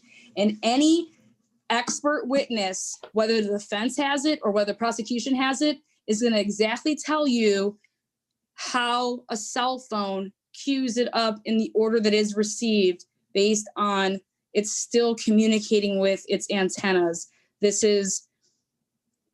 Don't take it by me because I mean, all I know is I still have 1.2K people hanging out, probably bashing me, but I love you all. At the end of the day, like I said, if it wasn't important, what you're saying, if it wasn't intriguing, at the very least. Yeah. And everybody's obviously in here because they like true crime and it fascinates them. And it's just like, wow, like otherwise, I don't know why anybody else would be here. I'll tell you what, this is way too much time off of my hands, but this was a tragedy, folks, that got a completely incorrect narrative. Okay. Why did they have to spin this into something so sinister?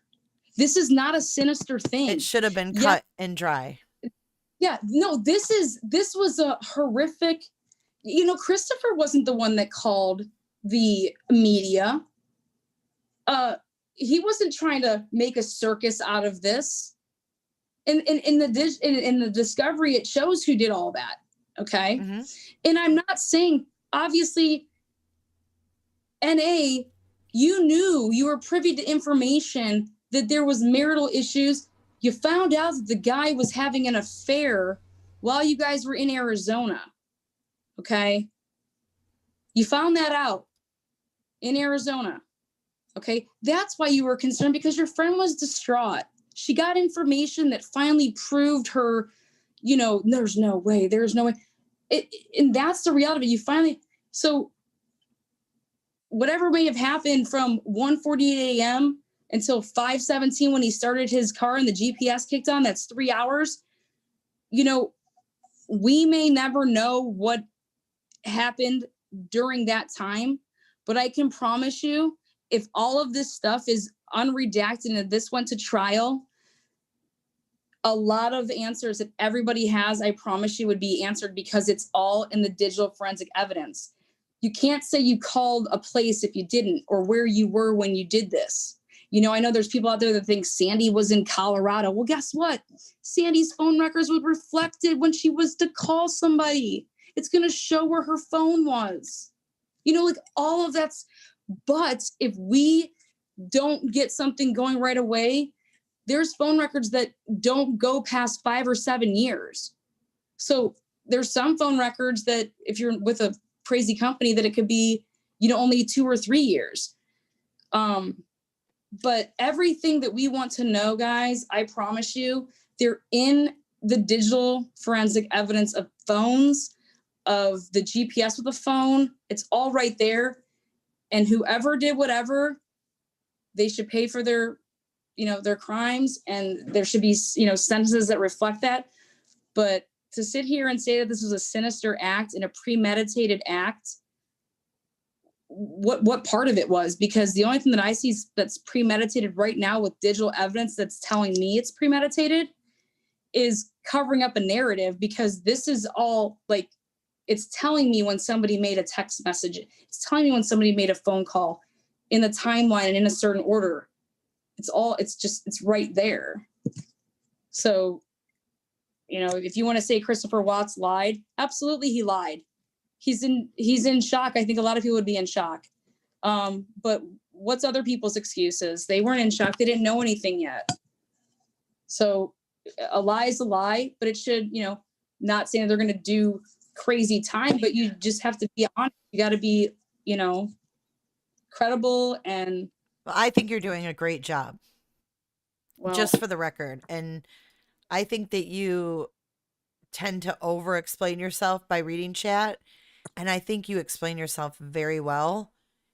And I think that people, if they don't understand what you're saying, this will be up for replay. So you can replay it, look at the screen, listen to what she's saying, because a lot of people that are in chat, you're not able to fully hear it. So yeah. And like I said, this is about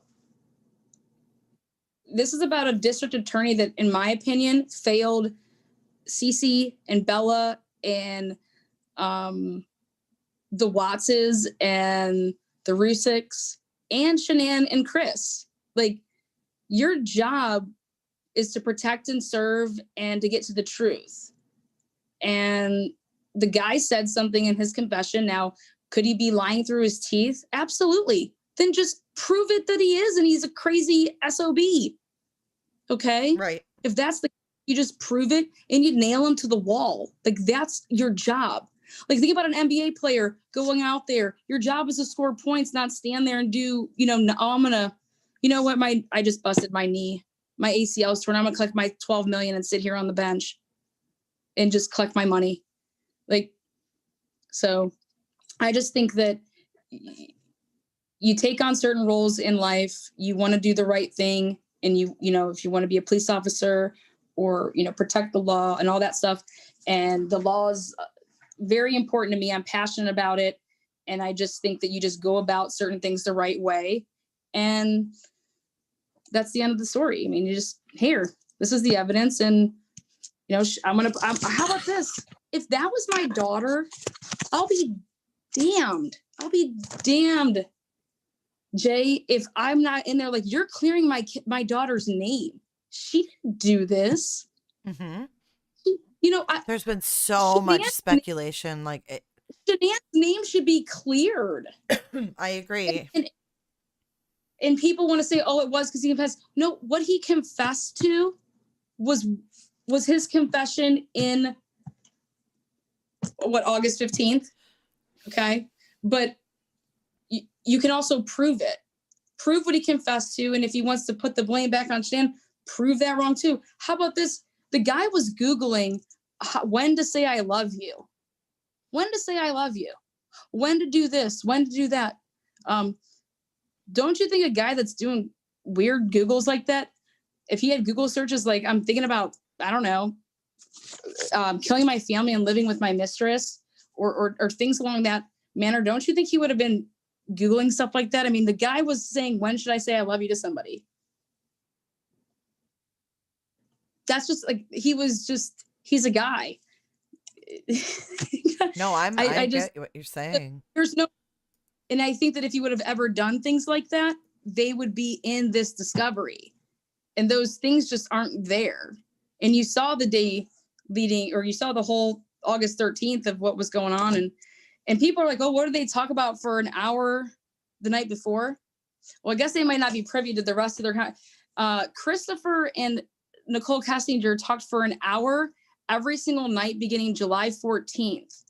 He didn't use WhatsApp. He didn't use Messenger. He didn't hide anything about talking to that young lady. He called her from his personal cell phone and texted her from his personal cell phone, and she did the same thing. Hey, Prepper wants to know if you've given him a shout out yet. Oh, I haven't even looked at this. Everybody who comes on panel has to give Prepper a shout out.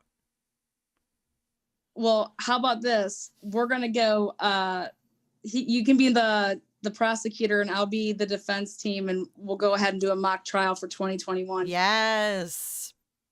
There's your shout out. Prepper 101. It's put yourself in people's shoes, every which way you look at it. And, I feel like, how about all those videos? You know how much Frank Rzucek loved those girls? I mean, those babies were his like pride and joy. I agree. He loved Christopher. He loved Shanae. I mean, I'm just saying that guy had so much like he, you know, happy, like just to see and now to see like he's sad. And why should anybody have, like that's horrible. But if the truth can come out and somebody's lives down the road could be possibly saved because they're watching this case and to see actually the truth, not the, you know, version that's out there. I just think that it could possibly save lives. And, you know, we can't change the past, but we can definitely change the future. And that's supposed to be the job. Like, I mean, that's the whole thing with law. Like that's supposed to be like the way it's supposed to happen. Right. That's why it's well, Shane Culkin just said, so let us make Frank Sr. sit through a long, awful trial.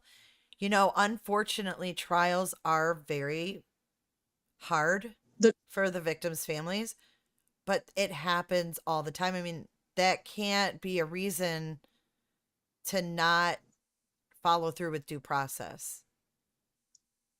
What about the word closure? Does anybody like that word closure? I mean, how many people go through a bad breakup and like don't, I mean, it's just like never talk. So think about what that does to you. Can you imagine something like this and not having just, well, how did this happen? Like I'd be asking myself that every single day. How did this happen? What was going on? Did I miss something? Like, da, da, da, da.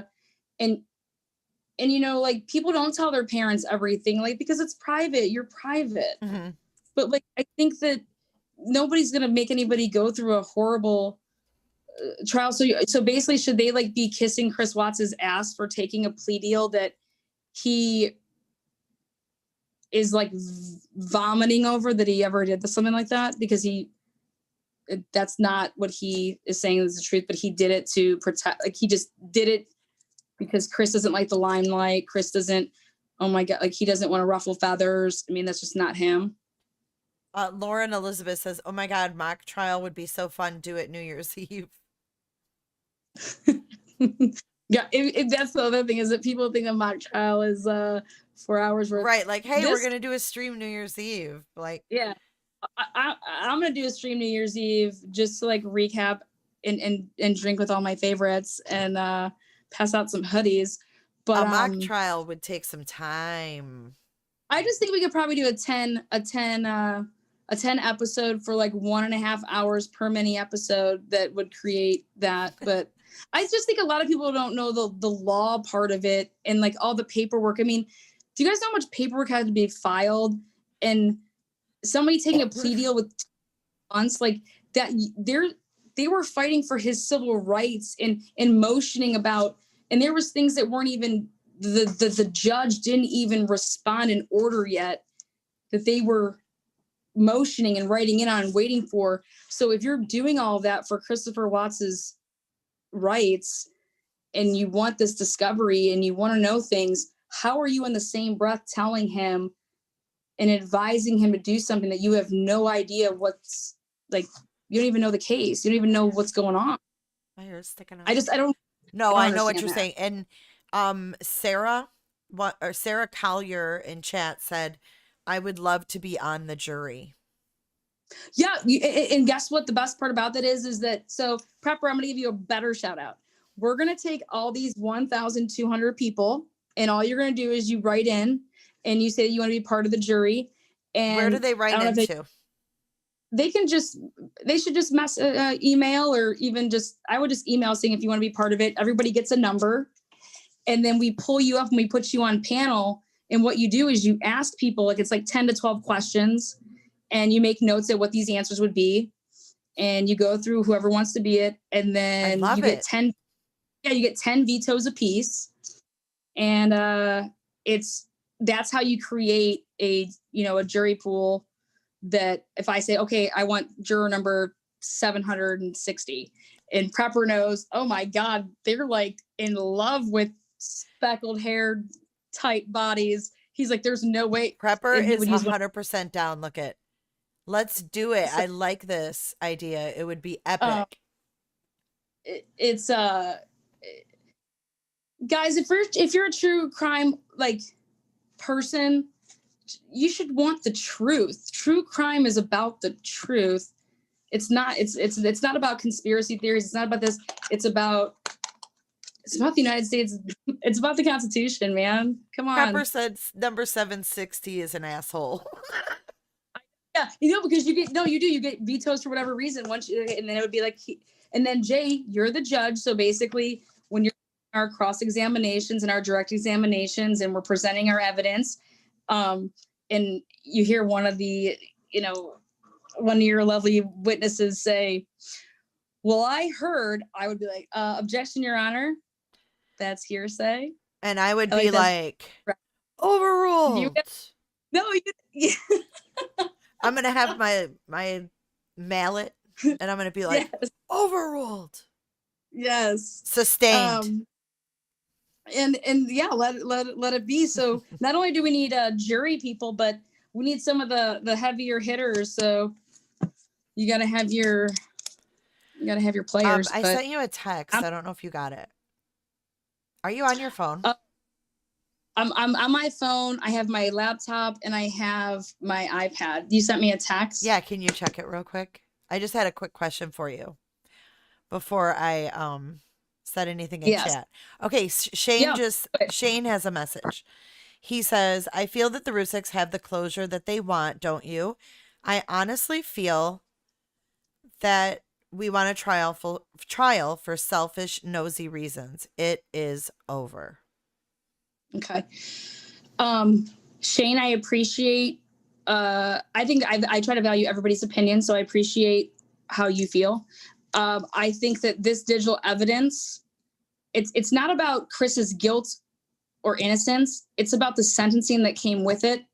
I don't think that you're going to get 12 people on a jury to say that this was 3 counts of premeditated murder. I think that you're going to get a jury to see when the evidence comes out with digital forensics and you put everything together and you have opening statements and you have closing statements and you destroy possible witness statements, or witness statements are glorified because it all comes out as true.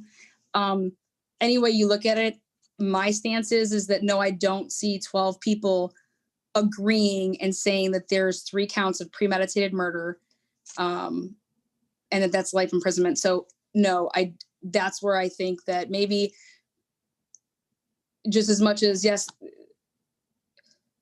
closure on what I feel like they feel they get harassed all the time. If you have a trial and it's over, it's over. There's really nothing to speculate about. I mean, if everything that is missing is put out there and the whole puzzle is put together, I mean, if 1 + 1 = 2, don't you think everybody in here would be like, it is what 1 + 1 = 2, right? Yeah, and everybody would agree. Well, yeah. So, but if you have an equation, it's 3 + 3, and it says it equals 10. I think everybody in here would be scratching their heads like, what are you talking about?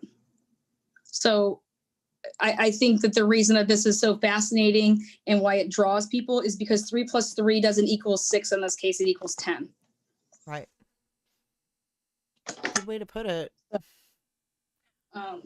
Kim said, and this was a few minutes ago, did she talk about how they didn't pull the search history from 2017? Yeah, actually, you'd even want to look at the phone. They don't want to admit that that's a typo, because you'd nail them on the stand with that too. His extraction. Prepper said we need to get a GoFundMe started for Lana so she can turn on her heater and get warm. No, because then my cleavage would show and then we'd have like 2.6 people. Oh, okay. Next time. Patreon only. Lana takes off her coat. Yeah. You guys ever play like strip true crime? Oh, come on. My God. New J is for Justice Patreon level. Speaking of that, I think that tomorrow, if you're available, are you? Are you available? For you, Jay, I mean, I could probably make things happen. Oh, see how sweet she is. tomorrow we're gonna do a follow-up Q&A. Because you'll right. take any question, right? Like you're not pertaining to the Especially if documents. you send me dinner. I mean, yeah. I I mean, just think if we do it in Patreon, it'll be more focused. yeah, That's what I've noticed, that it's more of a focused discussion. I Not you don't really want. defending yourself, not you explaining yourself, but No offense, but I'm very confident in who I am as a human being. I bang chicks. I bang guys. oh I'm my definitely not. God. I, Did you you know, just say that?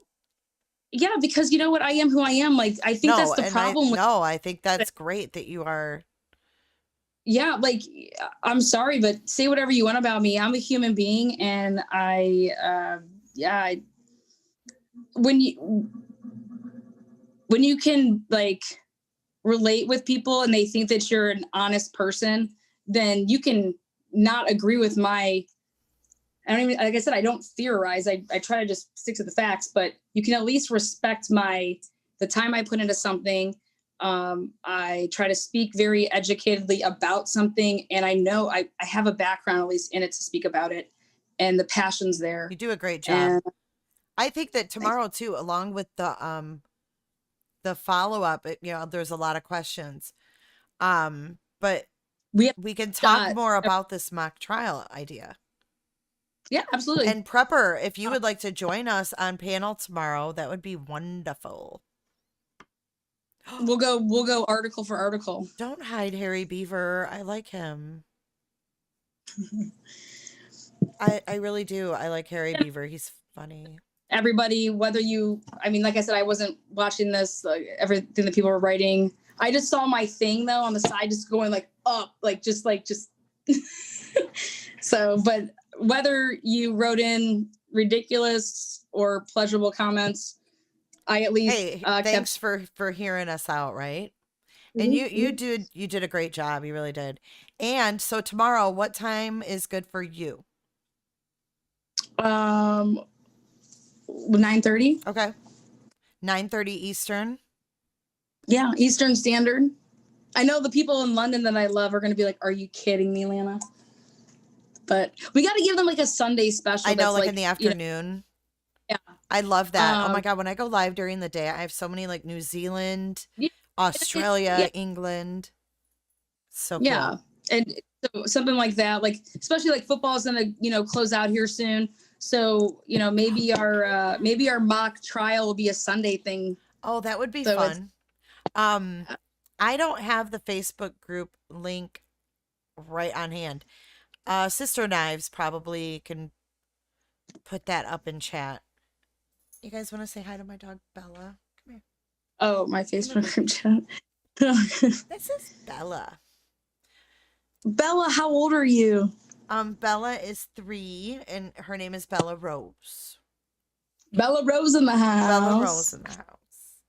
Hey, hi, Bella. Yeah. So again, thank you. I just make sure everybody thank you guys. I'm just looking at all these crazy responses. I'm in the UK. If you want to go in the chat, I'll give you a wrench. Did I give you a wrench chat? And then you can put your Facebook link in there. I want like a, what do you call it? I want like a what's it? A hammer? Oh yeah. I wish I could change the tool, but unfortunately it has to be a stupid wrench. I would like a ladder, please. A ladder. Right. Oh my God.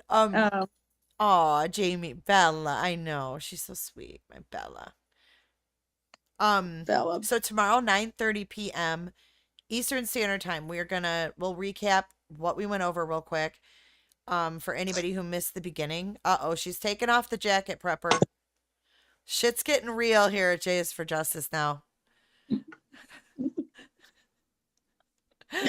But no, tomorrow, same time, same place. No, 9:30 tomorrow, and that will be Patreon. So, let me put that link up in chat. Think for Yourself has a question for Kim. If she's still here in chat, why did you choose that name for your channel? Oh my God, Prepper.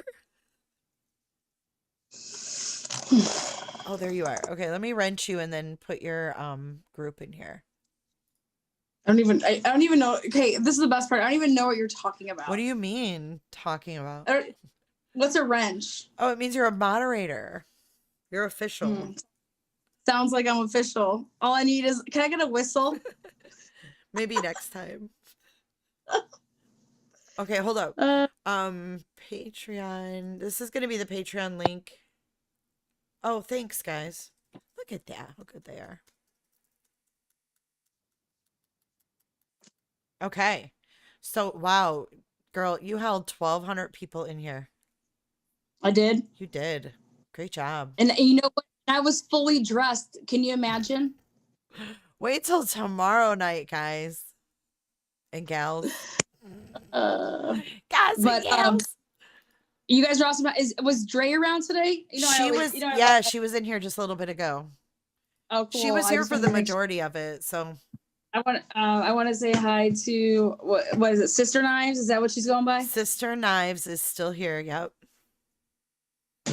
Well, my heart's in Texas, so shout out. She's a good gal. She's a good gal. She is. She's good peeps. Baby Boss, no, AD did not have KK banned from YouTube. She just, oh my God. Oh my God. Yeah, she just released a video tonight, guys. Oh, can we do a 10 she's question right here. Okay, so can we do a 10 question rapid fire? I got t-shirts I want to give away. Rapid fire. Come on, bring it, girl. Yeah. You know what I'm gonna do? Hold up. Let me set the stage for this. I have two things I need you. Hold up. No, I have something I want to do. I'm excited I get to do this. So hold up. Okay, cool. So you're gonna do like No, I have a special little noise. Okay. I just want. So the way that the rules will work is that the first person to correctly answer through the through the live chat, through the chat, will get that'd be the winner for that question. Okay. What are they getting? A t-shirt. It says the Lana rules. No, actually, so I'm gonna do. It's gonna be like the anal eye, because my name backwards is anal. And I'm very anal with detail. Oh my God. So I think that I can just call myself the anal eye. I wondered I saw that at the top of your timeline. I'm like, I don't know if I even want to ask. Yeah. You crack my ass So that's just, once people start to get to know me, they're going to be like, okay, this girl's silly and I love her. No, you are. You're a lot of fun. But yeah, so I have some t-shirts from Jim Beam. It says, it does say I am 134. And in the back it says anal eye, and has a banana, a condom, and a pregnancy test. It's like they're gonna love it. They should awesome. It. Okay, I got my sound effect ready. Okay, ready? Okay, yeah, right. Go ahead. You got the stage, girl. Yeah, it's all Watts related. It's all, case related. First question. Who is the director at Primrose? Right now, or when this happened, or is it the same person? With the case. Yeah, with the. She's still the director. Okay. I'm trying to look and see. We have a little bit of a lag though. They have probably like a 8-second lag, so. Jim, Shania, Chris, and Jen. I know. People just writing answers in. I don't know. I haven't seen any yet. Well, I see Amanda. I see Donna. Donna, Bella, the principal. No. The director. Yeah, it was not Amanda Thayer. She was the previous director. Mm-hmm. Nicole. Nobody yet, Addie. man. No. Someone could guess and say Lee or Nicole. Those are very common names in this case. Sheldon got it. Where's Sheldon? So basically, I just stumped the crowd. You did. So we're gonna go ahead and mail out our first T-shirt to Kim, just for being around Chris today. Watts Reckoning. Yeah, this is her consolation prize. Correct answer is Carrie Wood. Okay, we're gonna back off a second here. Ready? I talked about it tonight. Okay, ready? Who was the first person that reached out and made contact with Christopher Watts that was a friend? After the murders. Yeah, on August 13th. Who was the first person on August 13th that was a friend that reached out via phone contact? Kim says, I know the Ja- answer. We got a winner. We got a winner. Is it Adrian A? Winner, winner, chicken dinner. Yeah, A was in. She was the first one. So Adrian A, I'm writing your name down. Do you want me to have her send me an email? Yeah, and then she can, she'll get it. Adrian, next question. send jisforjustice@gmail.com. Send your mailing address where she can send out your shirt. Okay, ready for question 3? Rete. Okay. Oh, I forgot to use my sound effect. All right. Oh. Nope, next one I got it. Go ahead. You good? Mm-hmm. You good? Okay. Jeremy Lindstrom is married to who? Jeremy Ooh, Lindstrom. I know this one.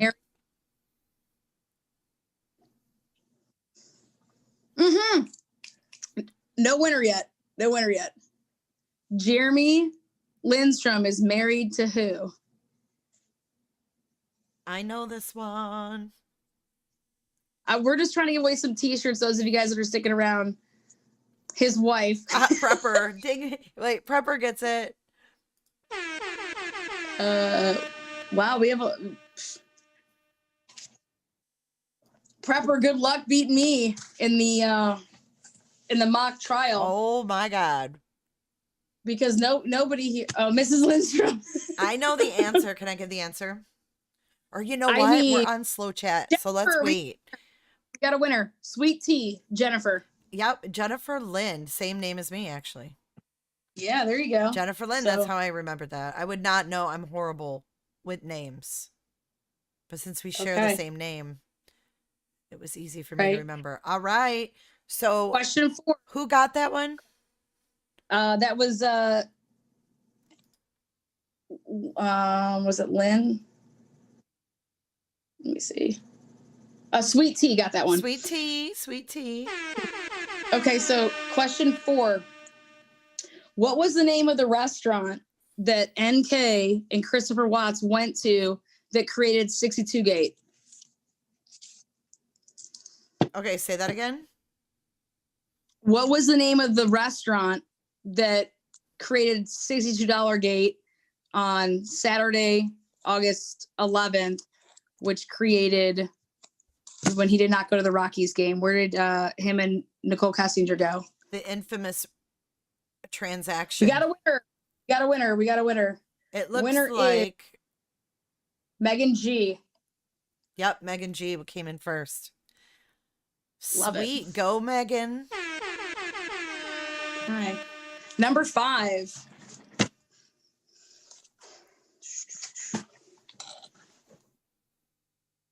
Okay, ready? Ready. Are you doing your little sound effects? I can't wait to replay it. Oh boy. The things that I get a kick out of, you know. We're gonna go easy here. Ready? Okay, fine. What was Shanann Watts's cell phone password to get in? Oh, that I Nicole know this. knew and not her husband.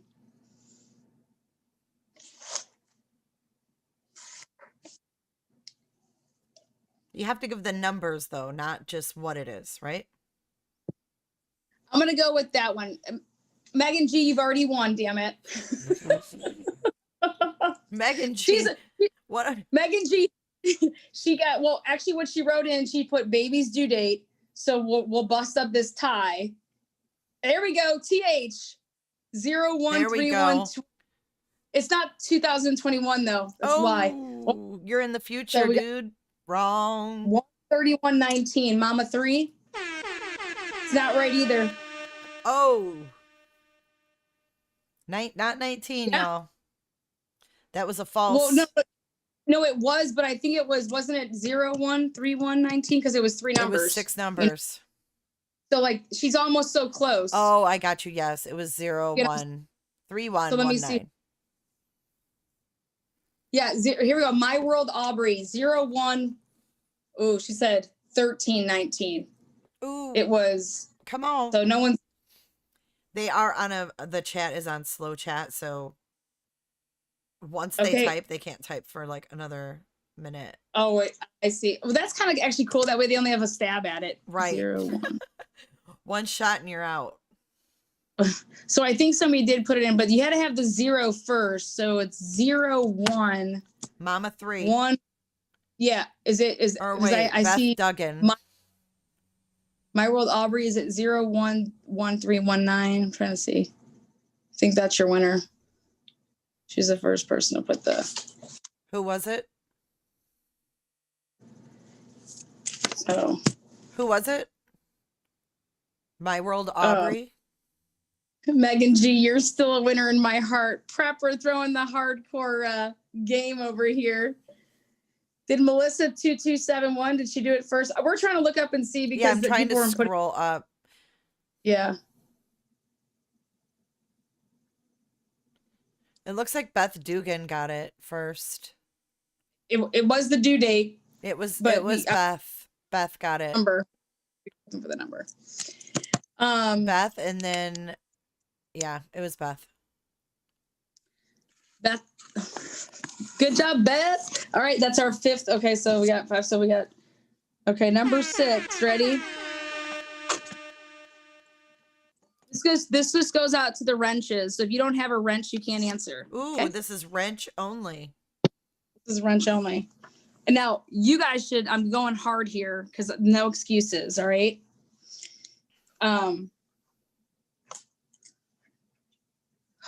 Okay. All right. Who paid for Shanann Watts's dinner on Sunday, August 12th, when she texted Chris Watts and said that she did not pay for her dinner that night? Who paid for her dinner when they went out to dinner? This is wrench only, so only blues. Rosebud, incorrect. Oh, everyone's going NA. It was not Nicole Kessinger. Nicole Kessinger.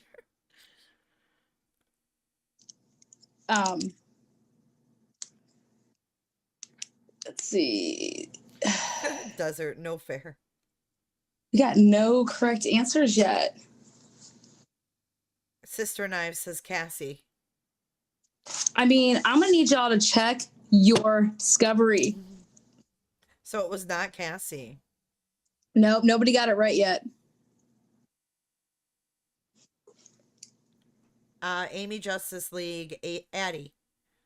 Addie's one of them because it was going to be because Cindy and Addie split it. So, yep, Cindy and Addie. So who said Addie? But was it a wrench that said it? Yeah, no, Rosebud. She doesn't have a wrench. Well, Rosebud said it. Said Addie, yep. Yeah. All right. We were just trying to give some love to the mods. I mean, they got to come on here and probably do crazy stuff. So, yeah, but on that night before they got dropped off at the airport, they all went out to dinner, and it was something really nice that Addie and Cindy did, and they picked up her meal. So, Brunch Mom had to leave for a little bit. She just came back. She said, I had to get off for a bit. Where are we now? Trivia? Yeah, we're doing a little. I'm trying to give away some. Man, you never know what the hell's gonna be going on here. You know, just closing out 2020 as best we can after this crap year. Oh God, I know it, right? Yeah. All right, ready? Last names will count. So there's a couple correct answers, but as long as you got one of them and you're the first person, that's good. Christopher Lee Watts had public defenders. Name me one of his public defenders.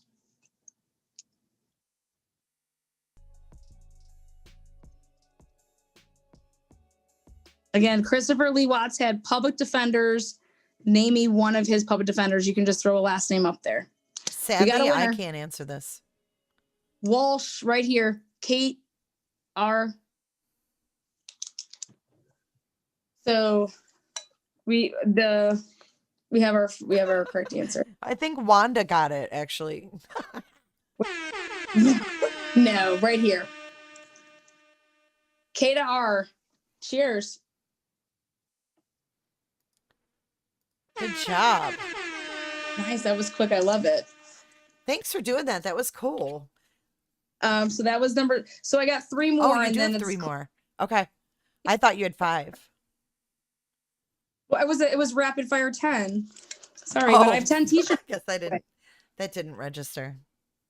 We're gonna go with what high school did Shanann Watts and Frankie Jr. and Shanann, they attended the same high school. What high school did they attend in North Carolina? I know this one.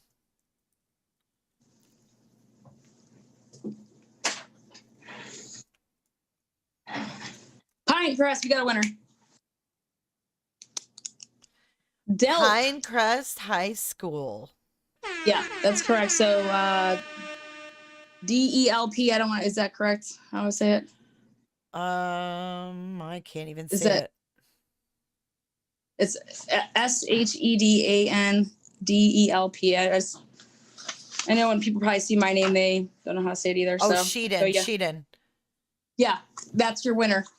All right, nice. Sheedon, send that email over with your mailing address. Nice. I'm going to take care of anybody that's been sticking around that was here from the beginning. I was talking a little bit about my background, and I said that I was from a certain state. What state do I reside in? Let's see. Anybody that's here from the beginning. CC McGee, all over that. CC. Get it? Cheers, baby. Get it, CC McGee. Yeah. Anybody having some beverages tonight? You know, we got the West Coasters out there, but I don't need a reason. So, let's see. That would be 6. So we got, what is it? 2 more, 3 more? That was 6, 7. 2 more. 3 more. 3 more, 8, 9, and 10. Yeah. 8. Okay. 8, 9, and 10. Ready. Oh, look at everybody know in Ohio. Oh my God. I'm looking at the numbers. Like we were almost at 1,300 at one point. That is insane. You bring in a crowd, girlfriend. I try to pack them in, you know. My bra. Oh my God. Okay. She wore a coat instead of a bra tonight. Yeah. Question 8. Back to the case. Whoever was sticking around and got that one, awesome, because you've been around for a minute. Let's go with. Okay. What is Thrive's 3 steps that Shanann Watts would tell you that you needed to do if you're part of the Thrive lifestyle? What are the 3 steps? I don't know, but you do it as soon as your feet hit the floor. I know that much. And then you got to do your 3 steps. What are your 3 steps? Ready? That I don't know. I just know those 3 steps happen after your feet hit the damn floor. I took a coffee and smoked. I thought it was patch, pills, DT. Pill, drink, patch. I think you take your pills, you do your shake, and you slap your thing. But as long as you had all 3 of them, I'm going to accept it. Amanda B. So those are your 3 steps that you have to take within those first 15 minutes. You do your patch, pills, and your DFT. What does DFT stand for anyways? Do you want me to give it to you, or can I be crazy with that answer? You could, yeah, go crazy and then tell me what it really means. Dick fine tonight. No, I'm just kidding. Oh my God. Right. So wait, who did I say one? You said it was Amanda B. Yeah, Amanda B. Congratulations. Well done, girl. You got your 3 steps. You know it. But make sure it's once your feet hit the floor that you get those 3 steps in. Because I got my 3 steps in. Did you? Yeah, I walked to the liquor store today. Took more than 3 steps. All right. I gotta sit here in my hut. We got one more question left and we're out, right? Yep. Okay. Ready? Listen up, guys. This This is the grand finale. This is last question. Ready? Last question. Give everybody time. All right. J is for Justice launched her channel here in what year? You have to be on the money.